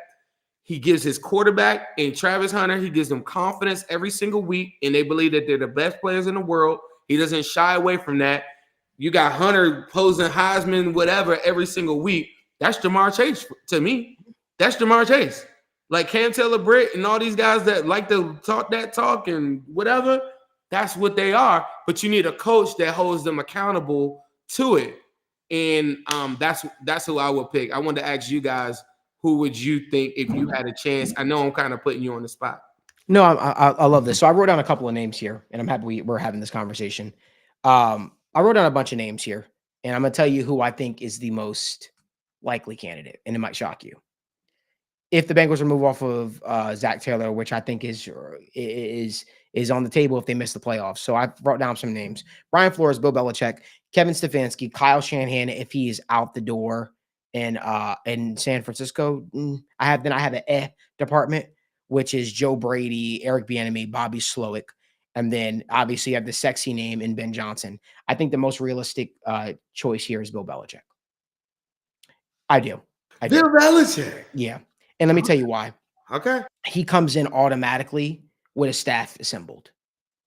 He already comes in automatically with a staff assembled. Him and Mike Brown already have a very good relationship, right? They dealt with each other. Bengals were one of the only primary teams that traded with the New England Patriots during their time. Bill Belichick has spoke glowingly of Mike Brown's father, glowingly about Mike Brown's father and Paul Brown and how great of a football mind he had. And he talked about how his love of how the Bengals sort of operated in their first-class family organization. Something that's interesting too is here, Bill Belichick wanted Darren Simmons to be Darren Simmons already. I'm sorry, Bill Belichick wanted to work with Darren Simmons. Bill Belichick actually tried to get Darren Simmons to be the special teams coordinator in New England once the Bengals moved over from Marvin Lewis, and the Bengals blocked it. I think Bill Belichick makes the most sense here because you would be able to keep your longtime special teams coordinator in place in Darren Simmons. You already know Josh McDaniels is coming as the offensive coordinator. Matt Patricia is coming as the defensive coordinator, or his son might come as well to help. I really believe Bill Belichick, and you also get past the Duke Tobin thing. I don't love the way Bill Belichick drafts. I don't love his organizational control, but I think that there is a realistic possibility in which Bill Belichick would want the opportunity to coach a Joe Burrow. And let me be honest with you, after this fiasco of hiring a new coach, I don't think a Ben Johnson is realistic for the Bengals. I don't think the Bengals are going to go out there and hire a first-time head coach. Anybody that the Bengals look to hire, it will be somebody who has done it before. I believe that wholeheartedly. Mm-hmm. Regardless of people think, he would bring structure here, he would bring know-how, and you have to ask yourself: do you think Josh McDaniels, not the head coach, but the play caller, is better than a Zach Taylor as a play caller? And I think the answer unequivocally is yes. Yes. I think you say that. I think you lose something at the defensive coordinator position with Matt Patricia versus Lou Anarumo personally, but I still think you have that. I think the Bengals defense probably changes to a 3-4 defense stylistically under Matt Patricia. It'll look different. It would really look drastically different. But to me, I just don't know if I understand Joe Burrow, and I believe Joe Burrow will have his hand in who the new head coach would be if they were to move off of Zach. And I just don't know if a Joe Brady does it for the team. You got to ask yourself, how much is it Joe Brady, or how much is it just having a freaking freak at the quarterback position in Josh Allen? And those are the honest questions you have to ask yourself. You have to ask yourself, is he ready? Brady he did his thing at LSU with him. He did, but he was the passing game coordinator. He wasn't calling the plays. That was Steve Eichenheimer. And I think that kind of gets lost in it because he's a young guy. He was super young at the time, and it was. I think he did wind up calling a play one point in time when Steve lost, had a loss in his family. But I think that there's so much. I think there's so much that goes into the new potential head coach and stuff like that. And you have to ask yourself, how much of this roster are you losing? I think that it would be losing a Troy Walters would suck personally for the receiver room, right? He's a great guy. Would he want to move on to a potential offense coordinator position for all the great work he's done at the wide receiver position here? I don't know. Bobby Slowick is another name that's been thrown out there. The under center game doesn't match up with Joe though. Right. Like he's got to go under center. Like all of his stuff is all off of play action. Right. Guys, and I hope y'all know, like I'm saying this from the bottom of my heart, I really don't know if Zach survives this season if they miss the playoffs. And I'm not just, saying that because we're on a show and I want you guys to tune in. The fact of the matter is Bill Belichick wants to coach again. He tried to coach last year. This isn't a thing of he didn't want to coach in the National Football League. He has a chip on the shoulder. He wants to prove that he could win again without Tom Brady, just like Tom Brady proved that he could win without him. I don't know about you guys, but I wouldn't mind. The media probably would hate him, but I wouldn't mind having a guy who has a couple of Super Bowls to his name. I wouldn't mind having a guy that brings that championship acumen and a guy that we already know Mike Brown has a lot of respect for. I think that right now what this organization needs is structure from the head coaching position. You need somebody that's able to lead effectively, and somebody that's able to field winners. That's just my thoughts. Daniel. Yeah, man. I'm with you. I think so. Are you laughing at Bill Belichick? No. I'm with him on that actually. Just to break down. So for me, I'm with you. I think the overall sentiment, I kind of went back and forth with this. If you're getting rid of Zach Taylor, you need a culture guy. You need a guy who's done it before. And I think that's where the Bobby Slowick, Cliff Kingsbury, the Ben Johnson, I'm okay off of those guys for now, just because I need somebody that's going to step in and the locker room, boom, respects. I need somebody, because respectfully, this is a team, any dude who wants a head coaching gig, obviously you have to deal with the organization, but your eyes light up when you see Joe Burrow and Jamar Chase. And that's what this Bengals problem is. It's about the organization. So I think that if I'm looking at these head coaching gigs, I really like the Brian Flores. I think that Brian Flores is a guy that could step in here. I like Mike Vrabel. Those are two guys that are, really well respected that could come in. And I look at the Dan Campbell situation, right? Dan Campbell went in there. He was on the same page with the GM, but he was a rah guy. He's the guy that the locker room rallied behind. The Bill Belichick thing, the only issue with that is, will the organization be okay with putting him in the front office? And if they are, you step in. We saw what he did with Tom Brady, and we've discussed Joe Burrow and the similarities to a Tom Brady. We've discussed it might be right up their alley. I'm sorry to cut you off. It might be right up their alley, though, right? Because Bill is in a situation where he gained that autonomy over time. He didn't just come in right with that. That's why Nick Castellanos left to become the Texans. I'm sorry, Nick Caserio. I said Nick Castellanos. Nick Caserio left to go be the Texans general manager because he wanted a raw opportunity. The Bengals don't have a general manager right now as it is. Yeah, they don't. So if Bill came in, he'd be working in tandem with someone. It wouldn't be a thing of. But Duke Tobin, right? Let's call it what it is. Duke Tobin's not the general manager of the Bengals. He's the director of player personnel. It's very easy for the Bengals to slot somebody in as the general manager without moving on from a Duke Tobin. Because you could just say, oh, Duke was never the general manager. He was the director of player personnel. We're adding to the front office organizational structure. We're adding someone with the general manager title. It's very, very simple. And that's the way it works, right? Duke Tobin could take a step back in from being the lead man, because let's call it right now, the block is hot right now for Duke Tobin. Block is hot. Can I tell you, that this is, when this conversation just started, right? Yeah.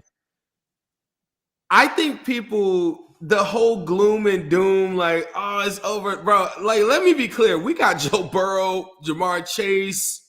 I think they get the deal done. I love football. So, like, the concept of me, being very frustrated and saying different things that whatever, I'm not here to fault the guy or woman that says, man, this team sucks. I quit on the team. Like, I hear you.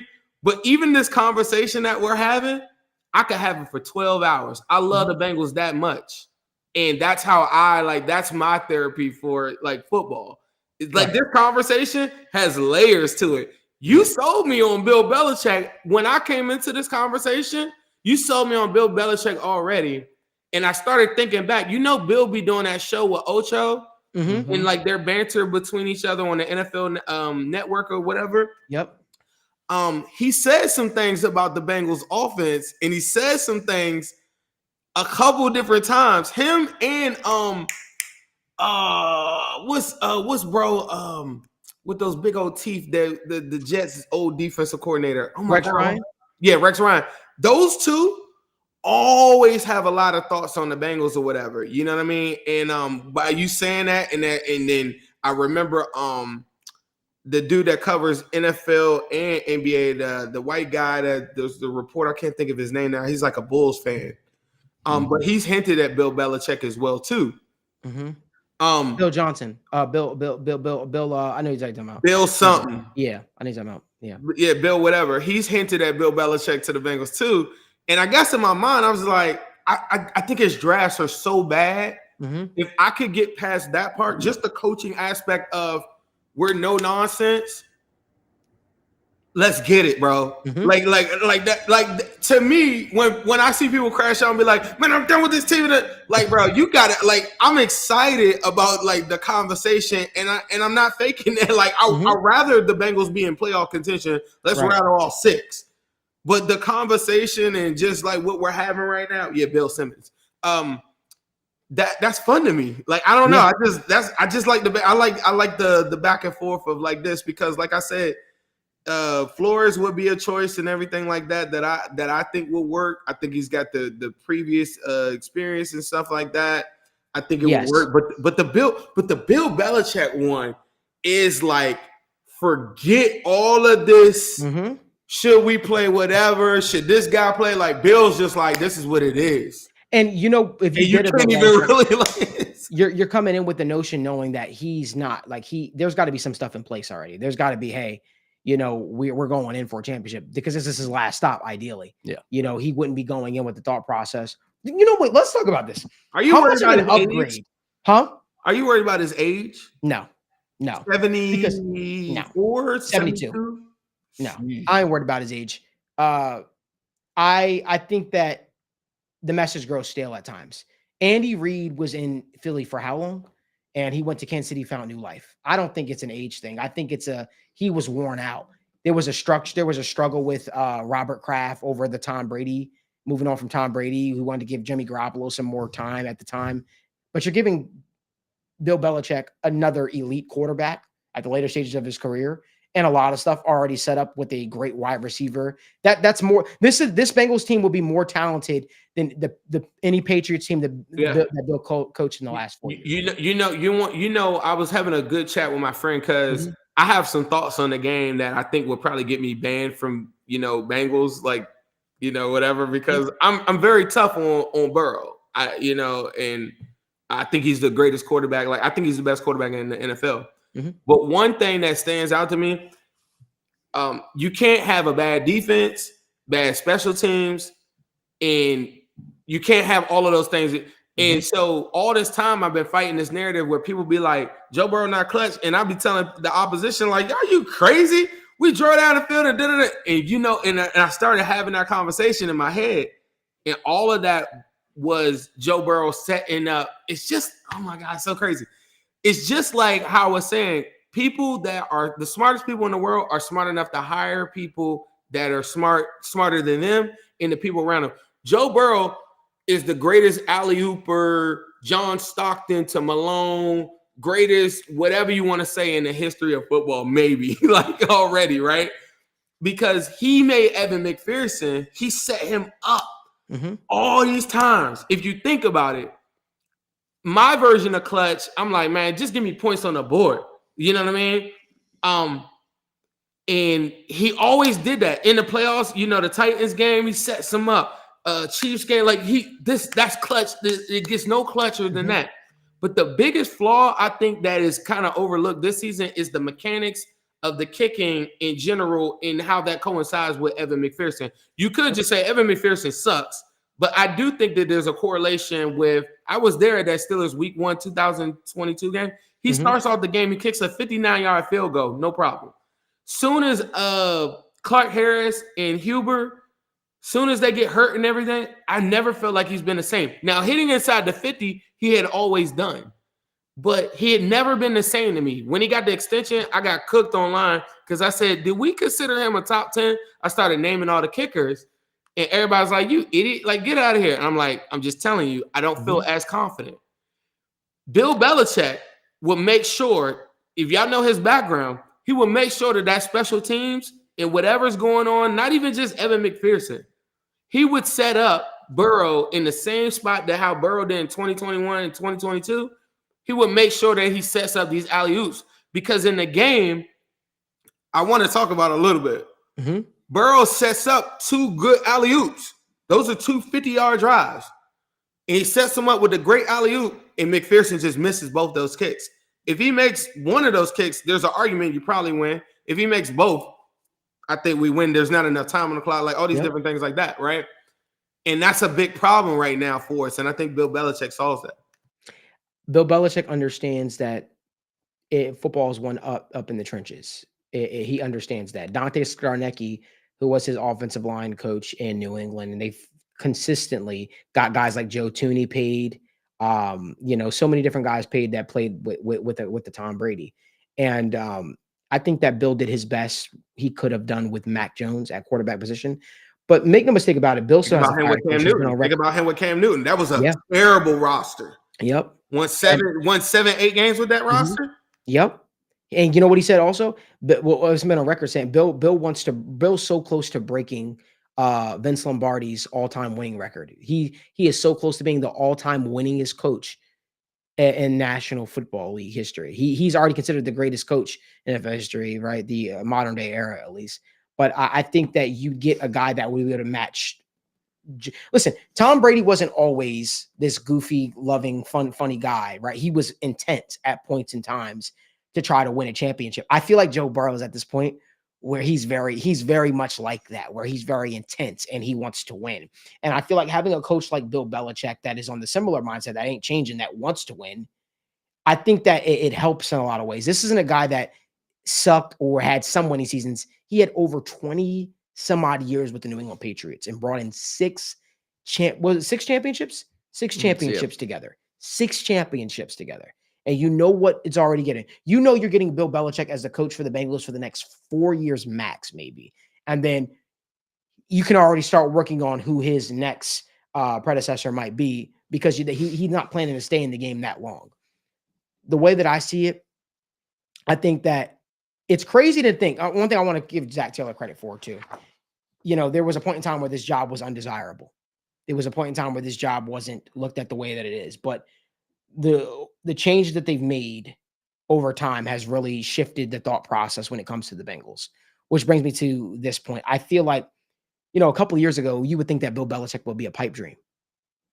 But he sat down. He set out the season. He watched the landscape of the NFL play out. You have to ask yourself, what job, if the Bengals job were to become, this is all predicated on the Bengals moving off of Zach Taylor, what job would really catch his attention? There's also, outside of Zach Taylor, there's only been one coach that has really had Andy Reid's numbers his entire career. Bill Belichick. There's also only been one coach that's notoriously don't get me you get me hyped up over here, man. I'm just being honest. I don't want to do this with you. Don't you get me hyped up like this week 11 and then I think that Joe Burrow and Bill Belichick would feed fucking families. And I'll go a step further. I think that there's no other job that would be enticing for a Bill Belichick other than Cincinnati. There, I said it. I think that there will be no other job that'd be more enticing for Cincinnati. Daniel, I think the ones that he clip. Who's clipping stuff right here? I need that clip right there. And I also need the guy that says, Matt cost me $1K off a parlay, you little bitch. I need those 2 things clipped because to me, that's the show. Man. What are we doing there? Like that's the whole show right there. Like Bill Belichick will feed fucking families, and this guy is angry that Matt cost him $1K off his parlay. Listen, all I'm going to say, man, is y'all are crazy to think it's not tampering. To think that Mike Brown can't have a conversation with Bill Belichick. Now, like, right now, he can talk to the guy right now. The family understands they want to win a championship for Mike. Mike Brown's about to turn 90. They understand it's now. They need to figure out a way to win now. I don't believe Zach Taylor has the leash that that Marvin Lewis has, and I'll go a step further. And I don't think that Joe Burrow would be against a Bill Belichick coming to the coach of the Bengals. I think that it would be you get the greatest head coach of all time with a quarterback that's in his prime, that's playing at an elite level. It makes too much sense. Give me Bill Belichick on the Cincinnati Bengals, and I think the Bengals will be in a very good spot. It's over. That's just where I stand. But we're using the next few weeks as evaluation period to see what happens. But if the Bengals miss the playoffs, I think Bill Belichick is on a one-way trip to Cincinnati. Personally, I think it makes sense for a lot of reasons, and I think the relationship and a lot of the stuff that goes into it, it makes a lot of sense. But I don't think Bengals fans should just be clamoring for it's the AFC North. It's the AFC. That's one thing I want to say. It's the AFC North. You don't got to get too sexy and have a Rams style offense and all this kind of stuff. You're just trying to win football games. And Bill understands offense, defense, and special teams. You have concerns about the Bengals special teams, that shit will get corrected under Bill Belichick. The Bengals defense, that will get corrected under Bill Belichick. The only biggest question is going to be the organizational structure. And if that gets figured out, I think that the Bengals can do a lot of winning. Stop being so hung up, guys. For the fans, don't be so hung up on the young up and coming coaches. We've done that already. We did that with Zach Taylor. He got 2 years left on his deal. He's on a 3-year deal, 4-year deal. He's paying $4.5 million. That's chump change. See, the thing that sold me to when you were talking about Bill, right? Mm-hmm. It's the people that come in with him too. Yes. So it's championships. Not that they won championships. All with that structure. You're getting an offensive coordinator who has 5 championships, a defensive coordinator that has 4 championships, a head coach that has 6 That's seen it all. That's seen it all. Yeah. Like Ben Johnson, as great as I think he might start off the season. Remember how the Ravens just started off in the season? That's not even a great example. Remember the Saints start off in the season and they go 3-4 weeks and they're like, whoa, this is historic offense. Everybody wants to hire the kid. Now, nobody's even talking about the Saints because eventually you get figured out. Belichick and the brain trust and the people around him with Josh McDaniels and people like that, even though I would hate Josh McDaniels as a head coach, but as a play caller and picking plays, I think Zach Taylor's playbook is fine. I think that you're getting one of the worst, one of the least talented coaches, I would say, and situational coaching, which I believe is what separates good and great coaches. Absolutely. I think Bill Belichick is the best situational coach. Absolutely. That's where we're at with when people, that's exactly where I'm at was at. And I've said this, I hold this against him and I don't hold it. I think a lot of people hold agendas against people, but they hold it in and they don't tell people that. I hold the Super Bowl against Zach Taylor a lot. They're running the ball over 6 yards a clip. Joe Burrow hurts his knee, but Zach is still throwing the football. And we lose the Super Bowl the way that we lost in the game. And I've had the privilege of talking to a guy with the Rams. And one thing that he said to me, he's no longer on the Rams, but he was on the Rams. And he played for the Rams at that time. He said, a week after that, he finally texted me. The first thing he said? I don't know why y'all stopped running the football. Mm-hmm. And I never forgot that. And then so when we go forward to the Philly special, Thursday night Ravens game, and you go to Packers game 2021, you go to the Ravens game this time running 3 plays like hot Joe Burrow. All of it, I told you, I've been evaluating the whole time. And I've been reserving my opinion for these moments so that I could say, you know what? I have a big enough sample size. I know his value. You hit it right on the head with the PR stuff. I've been saying that Zach Taylor is a great customer service agent, but eventually it's just time to move on. And I think the Bengals are at that spot. And if they don't move fast, you could learn from a lot of other teams. When Dungy, when it was time for him to switch over and they had to go and make that change and the Colts did their thing or whatever, it just was time. And a lot of people didn't like the move. And there could be an argument that Zach could kind of hang around, even if he went 9-8, there'll be an argument for that. But that's not the standard. Joe Burrow, the second time that we won the AFC North, he came to the podium, and I don't forget certain things. I don't forget what me and you talked about yesterday, Malik. Mm-hmm. But I remember certain things that Joe Burrow said to the podium. He came to that podium and he said, "That's the standard. Like that's the minimum. That's what we should be doing every year." And I never forgot that. Mhm. And even if the Bengals were to sneak into the playoffs, going by how bad this season has gone, it's not all Zach Taylor's fault. I'm not placing all blame on him, whatever. That's just not acceptable. I'm very consistent with what I believe. I feel like Joe Burrow is the best quarterback. I feel like Jamar Chase arguably might be the best player in the whole entire league. In order for me to go forth with my beliefs and convey these different things, I need the pieces in place every single time. And that's just what it is. And winning in the gray areas of winning and losing, as a community, we could talk about the context. I did want to hit on this game really quick, on the Chargers game. One thing before you go, I just want to say this. Everybody has this notion that New England is some big city or big town because of how much winning they did over time. I don't know if you've been in New England. New England's a very small town, very, very small town. The stadium literally smacks you right in the face. It has some of the most brutal winters I've ever seen, by the way. Cold I've never experienced before in my life. But it's there's not a city. There's like little bars and like it's Cincinnati's more of a city. So Bill Belichick was able to help turn that into this global thing where people from all walks are around, the United States and even some parts of the world become Patriots fans. And he took a small market team in New England and turned them into this powerhouse.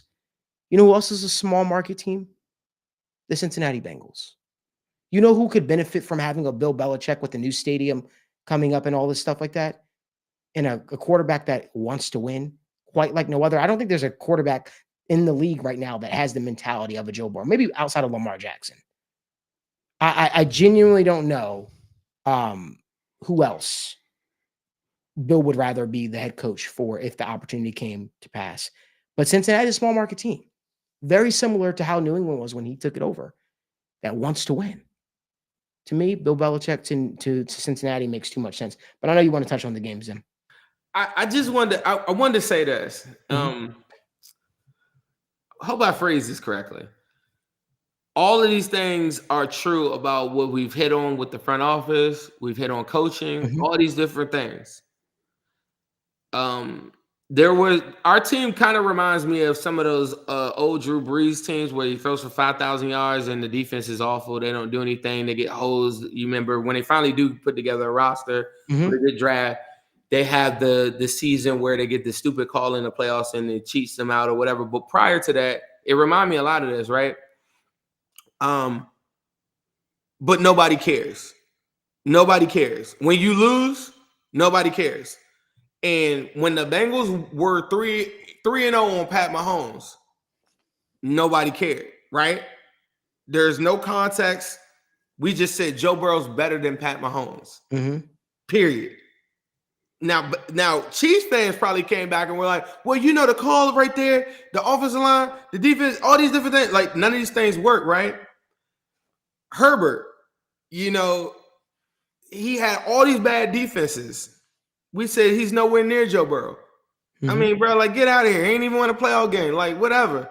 Dude threw for 5,000 yards, right? I feel like it's very funny when I look at this season. I'm the biggest Joe Burrow fan in the world. But there are these moments in this season, and I want to preface this by saying this, we wouldn't be where we're at in this season. We wouldn't even have the 4 wins that we had without Joe Burrow. None of this is Joe Burrow's fault. The front office is putting behind the chains. The defense is putting behind the chains. All of this stuff said. Game, and mind you, he's gotten us back in a game that we shouldn't be down in. 27-27. Score tied. 12 minutes left. Wins and losses. And you could do that with whatever you want. Like, you could say, oh, well, I mean, that was interior offense. Hey, the history of football says that we watch football and we go to who won and who lost. Chargers fans waking up today and they're saying, yeah, we 2-0 versus Burrow. He ain't like that. We know that Burrow outplayed him. And at the end of the game, though, Herbert, our offense had 3 chances. They didn't do anything with it.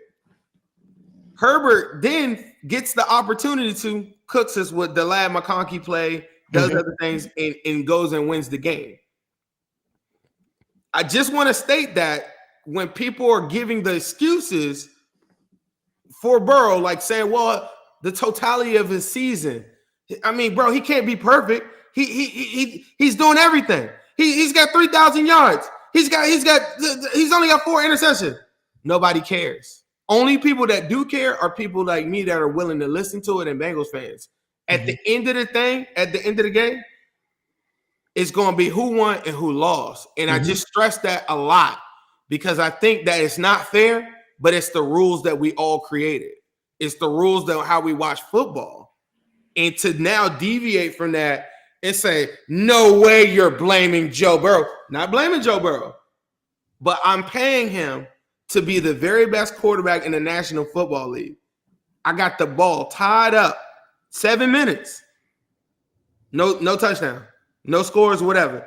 Evan McPherson sells. I talked about how bad the special teams are. I will say that.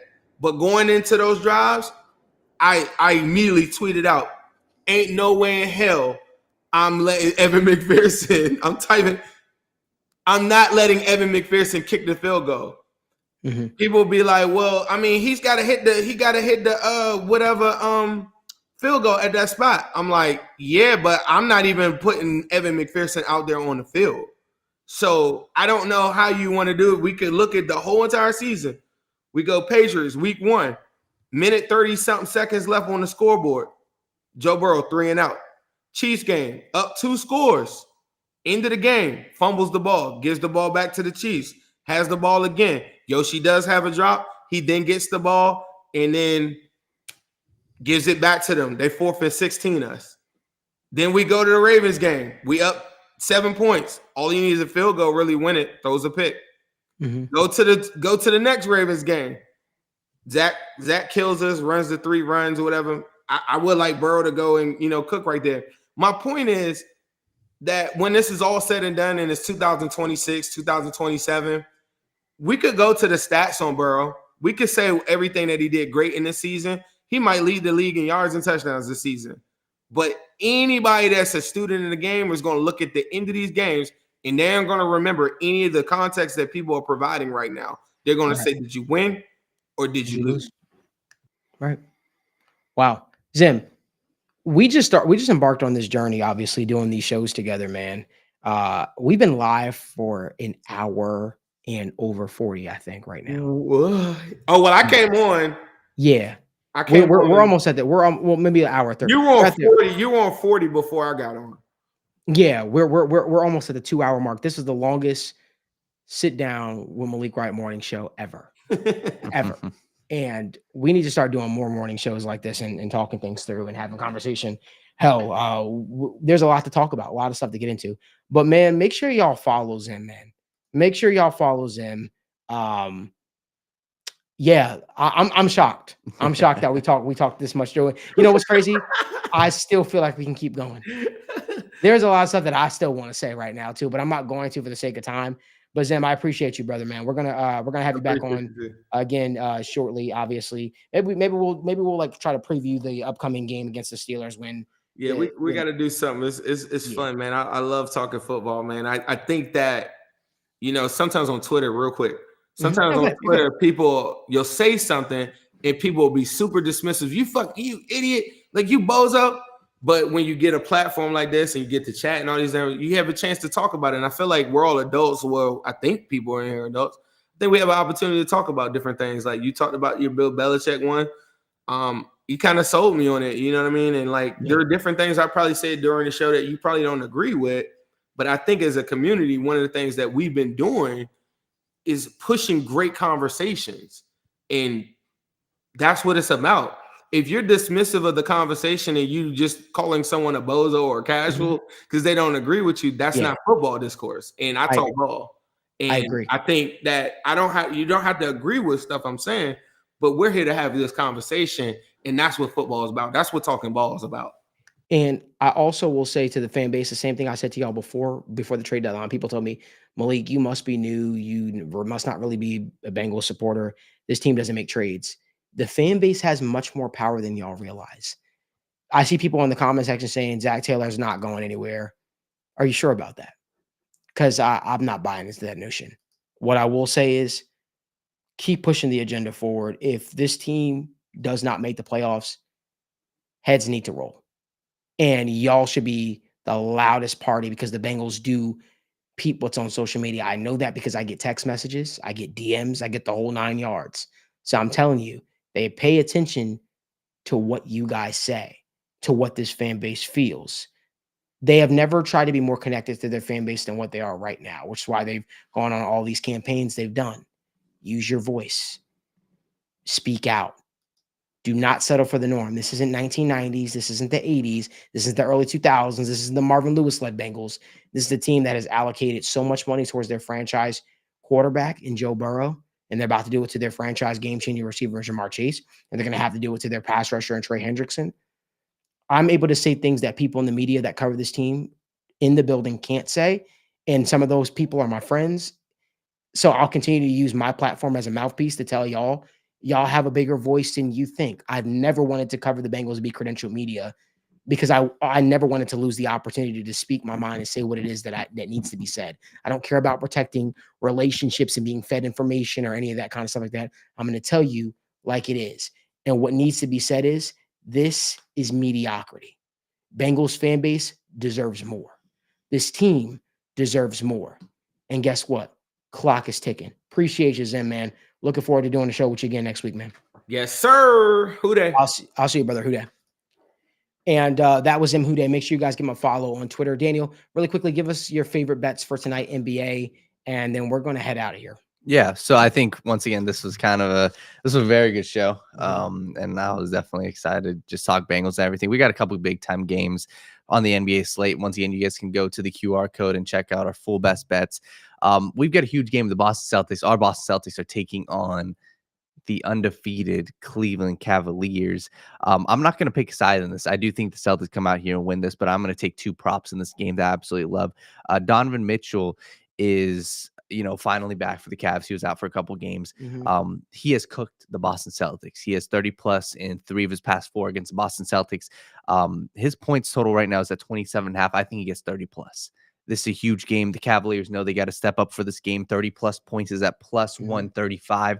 Give me Donovan Mitchell 30 plus points. And I also really go and I like Jason Tatum's rebounds in this game. I like his rebounds at 8 rebounds. You look at this team, the Boston Celtics, they have a center in Kada, but besides that, there's nobody else. But Jason Tatum, when he matches up against the team, a lot of times they'll actually have him guard Jared Allen, so he can have the switchability in the pick and rolls. Jason Tatum, 8 plus rebounds, something I absolutely love. And if I can give you guys one more, there's the Oklahoma City Thunder, our team. And this is what I target personally.